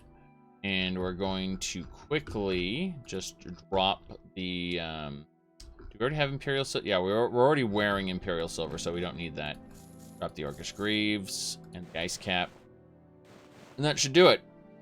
We are in a good situation now. As far as weapons go, no big deal there. Yeah, we're in a good situation. We've cleaned out their inventories and made things much better. Ready to go. Yep, that was inventory management day. It happens. That's all I gotta say is it happens. We are going to head on out of the guild now. And our goal is back up north. We're going to past Nisus into the area here. Hold on. Had a disturbing dream. Now we're going to ignore the disturbing dream here. The shirts have been successfully delivered. As payment, I was given a belt of iron will. Don't worry about that. Let's see. Willing to deliver. Yeah, I already dealt with the delivery in my travels. Here we go. Darius. Darius is the commander. He asked me to find out what happened to Ragesh, who tried to collect taxes, lives in the tower in Nisus. So I just have to head on over to the tower in Nisus to determine what happened to the person who tried to... yes, Balmora is laggy. Anyway, quick save on our way out. And that's what we're going to do. We're going to find out what happened to this Imperial tax collector. And if possible, collect the taxes. But mostly find out what happened to the person. We are indeed a freelancer with the Imperial Legion, so this is something we can definitely do for them. And then after that, I'm just debating if there's anything I want to do up there. Oh wait, a ceramic bowl. I have one of those already. Let's go back really quick and turn in the ceramic bowl. There's no reason not to. It's sitting in my inventory right now. I don't know why I even bothered leaving town with the damn bowl. I was in the same room as the questmaster at one point. Oh, that drives me crazy. I had a bowl. Like, it's just sitting there in my miscellaneous. Yeah, ceramic bowl. Bam. It's stolen, but who really cares? It's what we need, right? I mean, they're just going to hand her the stolen ceramic bowl and say, yeah, don't worry about it. And when the magical tag or whatever that's on it eventually leads the criminals, the owners back here to this terrible criminal who sent me to get the bowl, you know, she did it. She's in possession. Possession is 9/10 of the law, isn't it? Hello. Our sugar is yours, friend. Ceramic bowl? Yes, you need a ceramic bowl. You need a ceramic bowl. Bowl. So, wait, so you don't want this bowl. You want a different bowl. Got it. Goodbye. So you want the brown ceramic bowls, not the blue ceramic bowls. What can I say? I believe you. And I only have 39,000 gold, so I obviously can't afford to buy the bull without some magic. Swift hunting, friend. Yes, about that. You got a ceramic bowl, right? You got one of the brown ones?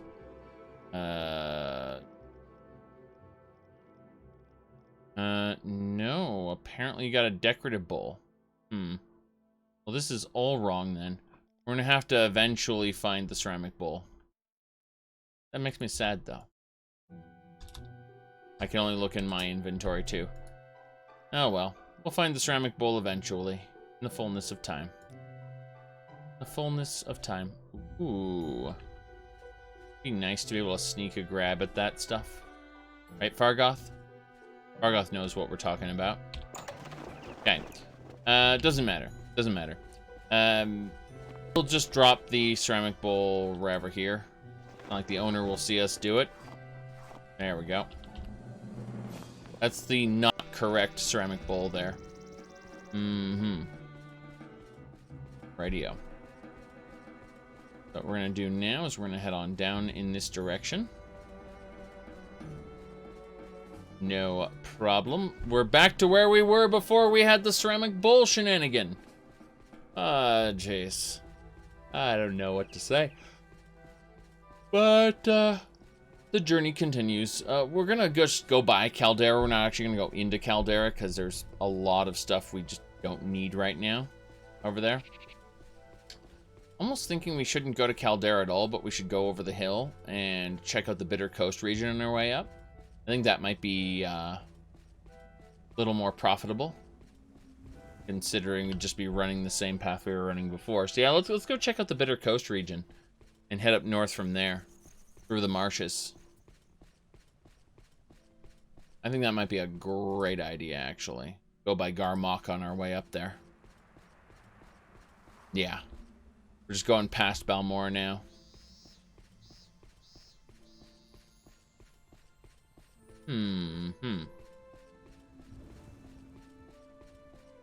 Yeah, it's unfortunate about that whole moon sugar being illegal thing. Don't worry about it. Don't worry about any of this.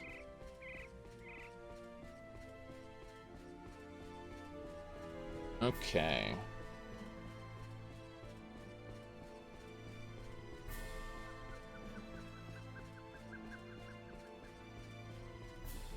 We've got Cliffy Racers. And a Harpy. Great. Okay, we're going to deal with the Harpy. First, we're going to cast Shield on ourselves. To make sure our companions are fully healed. Should have done that before I casted Shield. Now I'm going to recast Shield because don't want problems. And we're going to hit the Harpy immediately. Failed to hit the Harpy because the Harpy moved. There we go. We hit the Harpy. Okay, she's going to immediately throw poison at us. But we should be fine. So. There we go. That should do it.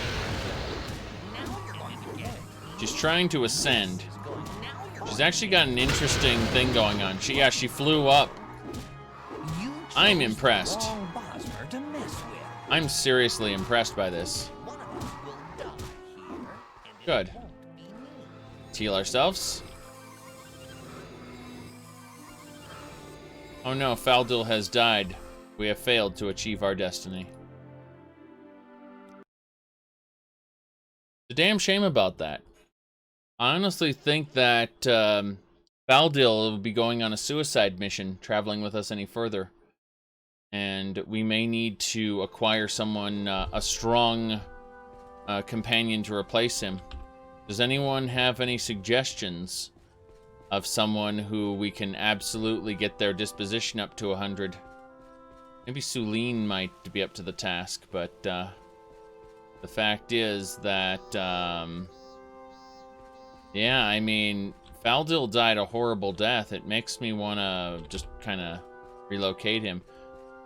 I don't think we can get Mike the Liar's disposition up to 100. I don't think it's possible. Mike is too smart. Faldil simply has reached his limit. He is not that strong. Fargoth, on the other hand, Fargoth has surpassed us all.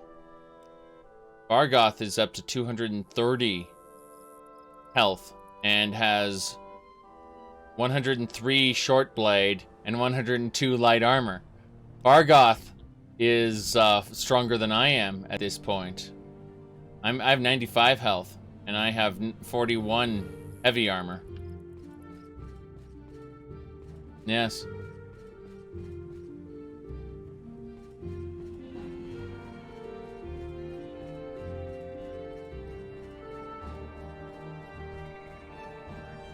Okay.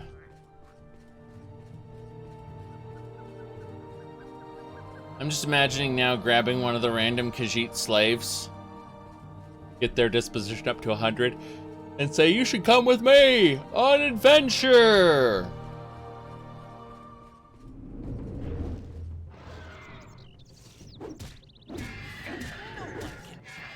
Alright, damn fetchers everywhere. Shield companion, great. Your shield will be great. Now you're going to get it. Okay.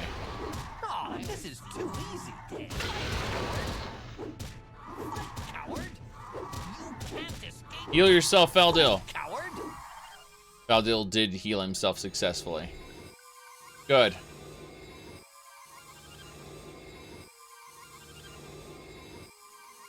Alright. That's fine. We got him, though. We got him. We saved him. So.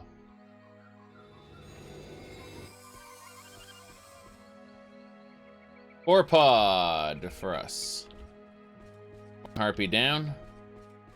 Looks like we got a bunch of wild guars. Are these regular guars? If they're regular guars, what are they doing here? They're wild guars. Prepare to fight.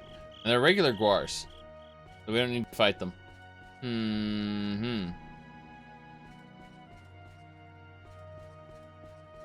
We don't entirely understand Fargoth. Then again, neither did the developers. That's the truth of it.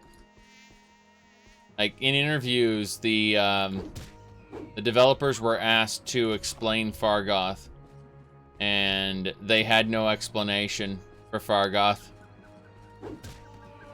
They had no idea that making this character would result in the insanity. Well, here we go. You chose the wrong Bosmer to mess with. Good. Silver arrows, perfect. One of these. Scribs, diseased as they are, paralyzed. Now you're going to get it. Now you're gonna get it. Now you're gonna get it. Hey, Faldil, let's talk about your skills specifically. What exactly do you do here? Outside, follow adventure. I was hoping to convince you to use archery instead, but you seem to be resistant using archery. I just need to buy you a better bow. That's what we need to do. Oh boy. Fargoth's power increases. Yes. Okay, let's go for a bull netch, I say, as I realize that would be a terrible idea. They could just float above me and kill me. And I don't have ranged on this character. So here we go. You should run now. Yeah, this Betty netch isn't a big deal. Now you're going to get it. I'm purposefully taking hits so that I can hope to deal with that. Let's see. What are your expectations for the new ESO chapter? What do you mean my expectations? I'm just based on all of the screenshots and videos I've seen. It just looks like they copy pasted Skyrim. And these are Skyrim locations. They No one can challenge me. They just inserted Skyrim stuff, that's all. What can I say, except they've already confirmed there's going to be vampire lords involved, or vampire scions, sorry. We resemble but are legally distinct. I mean, it just sounds like Dawnguard 2 to me. Oh, this is too easy. This is too easy. This is going to be fun. We got stuck in a bad spot. You should run now. No one can. Jeez. Okay, screw this. You don't deserve to live. This is going to be fun. Here we go. Oh, jeez. Oh, that was great. Dawnguard 2, the prequeling. Yes. They're forming the Dawnguard for the very first time. Isn't that exciting?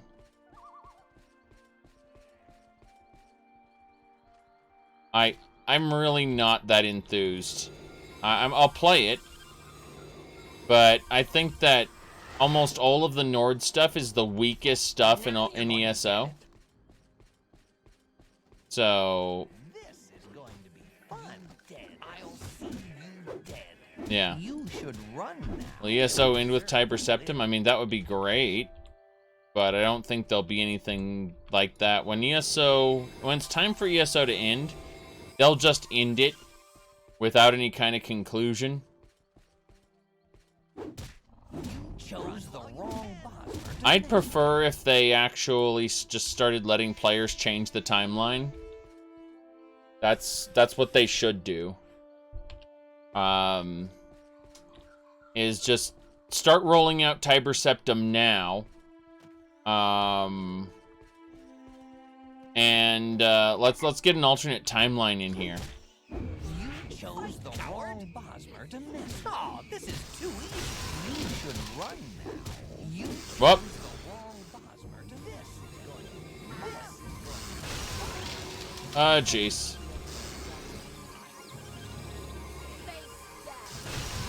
You should run while you can. You will die where you stand. A cliff racer's going to kill me.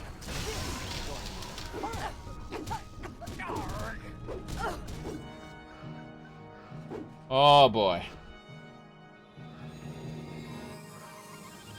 Ending up playing Arena in ESO? What are you talking about? Arena is several hundred years after Tiber Septim.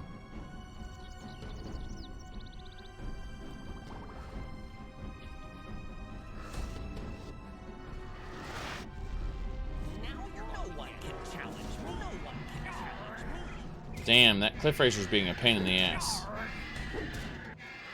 Okay, there we go. We got it.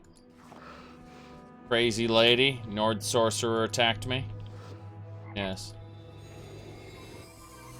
It's pretty fun and worth it how cheap it is. Well, it's not that cheap once you realize you need all the DLCs to play the relevant content. No, I think that it's decently fun. It has the best quests out of any currently running MMO, but it's not an Elder Scrolls game. It's a Elder Scrolls skinned MMO. It is not Elder Scrolls but online. It is the Elder Scrolls Online, a theme park MMO. And it's always going to be that way, unfortunately. Despite Cyrodiil being awesome. Is that an Elder? Oh, that's an Elder Rat. That's an Elder Rat. Okay.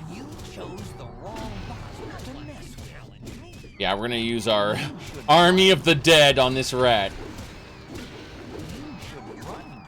Good.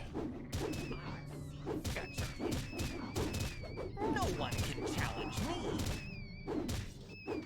That was an Elder Rat. The Elder Rats!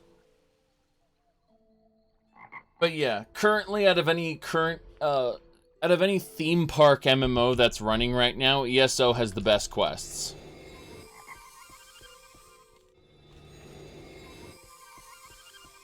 Yeah, the Imperial City was the least played of the DLC, so they were like, what that? It also has recurrent content, which is interesting. That it has content that they were running out of PvP things for players to do anyway, and a lot of the Imperial City is PvP-able content. Right. They say that there's PvE content in it, but a lot of that is, let's just say, Interesting. Did you play? Yeah, honestly, there shouldn't have been Imperials to begin with in ESO, really. Kind of awkward having Imperials there as a displaced people that don't actually have a home. So, I'm gonna join the elves! What's wrong with you? Story-wise, this is terrible. Okay. Why my Nord Necromancer is a member of the Aldmeri Dominion. Right, so you can enter it directly from the campaign tab, so it's easier to play. Yeah. Point is, other than Cyrodiil PvP and the questing, ESOs is pretty bad.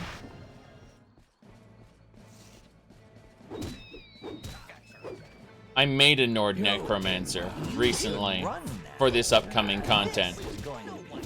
A Nord Vampire Necromancer specifically.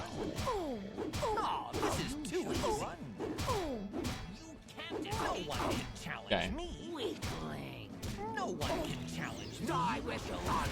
You say the Thalmor, but the Thalmor are an actually upstanding organization within the Aldmeri Dominion at this point in time. They aren't Nazis yet. That's Skyrim's take on the Thalmor. The Thalmor are actually pretty good in ESO. Okay. You know, if Morrowind Rebirth is worth implementing. Well, I'm enjoying Morrowind Rebirth a lot right now. Are you talking about specifically the content from the hostels? Because it seems to work just fine right now. However, Morrowind Rebirth is a lot more of a low-powered adventure. By that I mean, like, most of my character upgrades, other than an occasional, like, ebony blade or something, most of the stuff I'm using have come from the hostiles, because Morrowind Rebirth is such a low-powered campaign. Like, if you wanted complete synergy between, say, the hostiles and Morrowind Rebirth, you would take away most of the items, or worse, make it so that the player couldn't benefit from the items that the hostiles were using as easily. You know, using a script to either extract the items or making them powers instead of actual items, stuff like that. That's how you would really make true compatibility between the hostiles and Morrowind Rebirth, is because the only, like, I'm using both right now. The only thing that's really wrong is the fact that Rebirth is a lower powered world, and I'm getting almost all of my character upgrades from the hostiles as a result. Doesn't matter too much because, you know, I'm having fun either way. I'm just saying, like, I don't think it's worth your time trying to do that. Unless you mean you just want to add the hostiles you want to add the hostiles spawns to you know, it would be interesting to see the hostiles maybe in some of Morrowind Advanced dungeons. That'd be a nice compatibility patch. Morrowind Advanced by Gary Noonan, you know, one of the developers of Morrowind.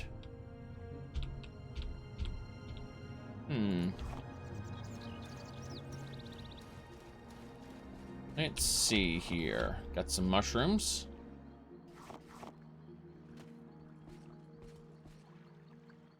Enjoy the hostiles mod, just spawns too much glass armor for your taste. Interesting. You say mods that are essential to have? I mean, mostly it's just Tamriel Rebuilt's newer content that, you know, between Tamriel Rebuilt... Oh, you know something that I would be interested in?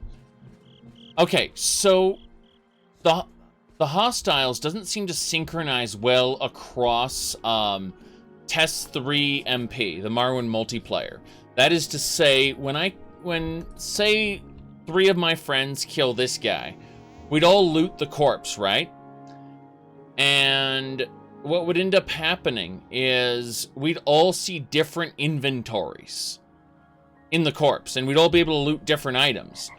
And it's kind of weird, to be honest, because the NPCs are synchronized across the multiplayer, but their loot drops aren't.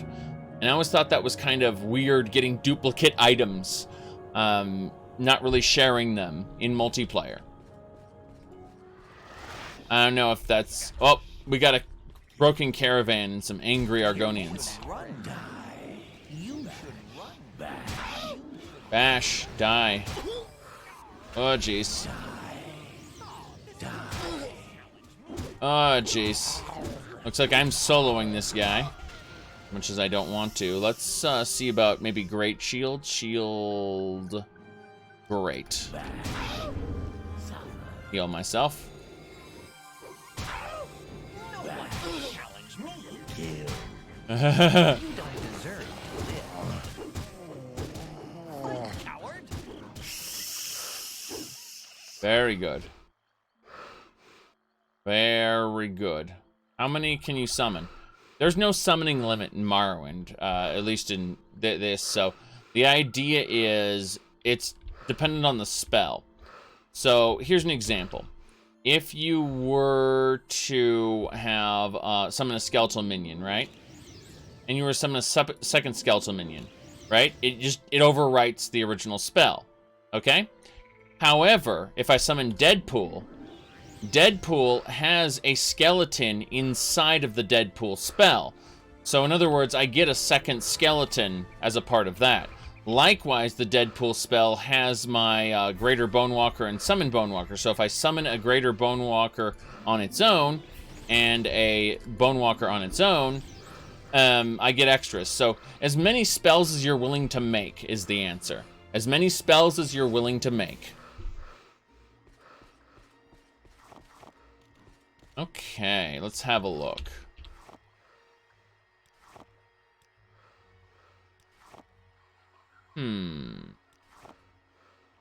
But yeah, it's one summon for each spell. That's the best way to look at it. Oof. There we go. The Deadpool spell summons 3 undead. I'm going to create a new one that summons a Bone Lord instead of a skeleton, though.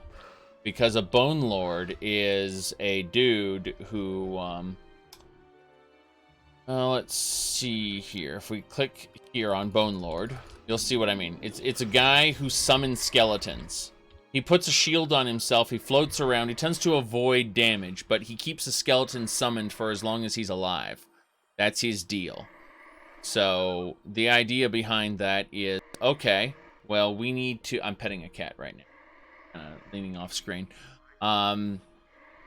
Yeah, so that's how that works. The cat wants to leave, so I'm gonna take the cat out for a second. Just go, go, go, go, go. Nope, not playing Bannerlord yet. Not doing that. Yeah, no, my cat isn't allowed downstairs. It's always Mr. Sir, so Mr. Sir is leaving us.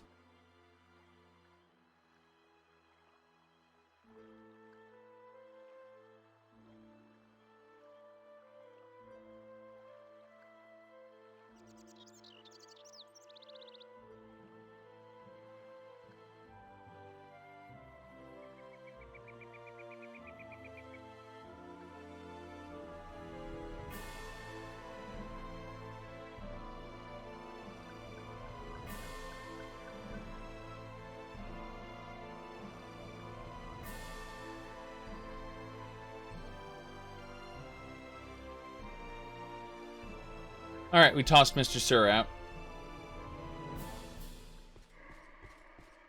Alright. Did I just read that as Bannerlord? Yes, because I wasn't going to read that. Alright. We're going to continue to the north to this unexplored region here. There we go.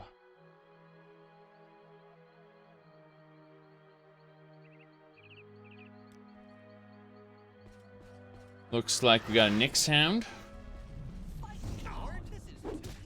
You should run. How's the Groffet? We're at 39,000 gold at present. We're gonna end up spending a lot of it on skill training.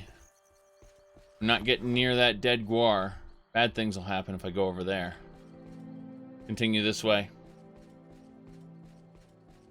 You said Skyrim Legendary difficulty has you really tired of its BS.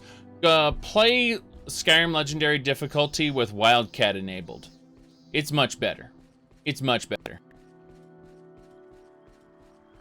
Wildcat completely changes what all the difficulty levels do. And that's a Devourer. Okay, we're gonna fight it. Here we go!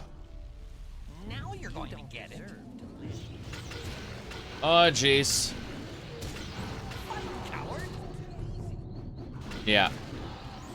Oh, this is too easy. We need a Bone Lord as well. That'll do. Coward. You don't deserve to live. Oh, jeez.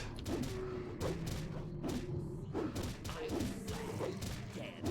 Run while you can. Good. A Warmouth. Got Warmouth scales, and yep, we destroyed it. Okay. Too bad these adventurers died to the Warmouth. What have we got here? Letter. I'm trying to find it. Yes, I'm told he has to stop importing exotic creatures from all over Tamriel. Alas, he won't listen. And the result of his endeavors, we now have a Warmouth terrorizing the Wormmouth. Terrorizing the Bitter Coast. Spreading fear amongst the population. I pray we can handle the situation without risking life and limb. Damn shame about that Wormmouth. I killed it, though. I got scales and everything. Scroll of Hellfire. You could have used that against the Wormmouth, couldn't you? Couldn't you? Alright, let's see here.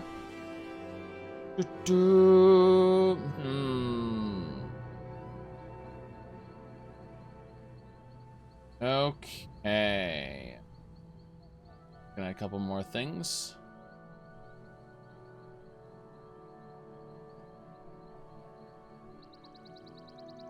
Did Wildcat plus Ultimate Combat? Yep. Right. This is only on Twitch. We only stream this on Twitch, and then we import the VODs after editing them and put them on the YouTubes. But the YouTubes are not good for unedited content, let's just say. You could only show gameplay stuff, for example. If you wanted to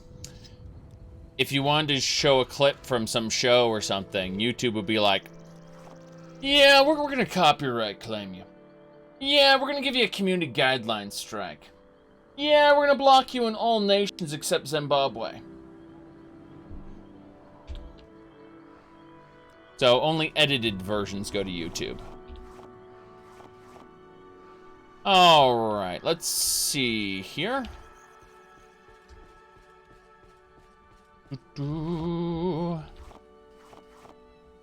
Yeah. Wait. Oh! Cliff Racer! Back up.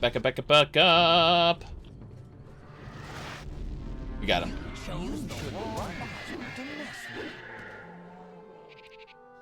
Good.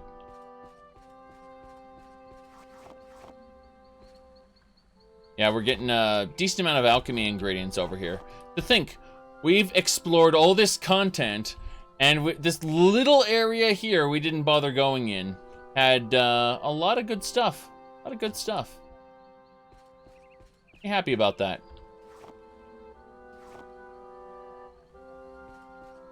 Fargoth use armor? Well, I'm not using any such mod on the Nexus, but let me ask you a question. What if I told you that now Fargoth has ascended beyond anything, like, anything that mod could do, right?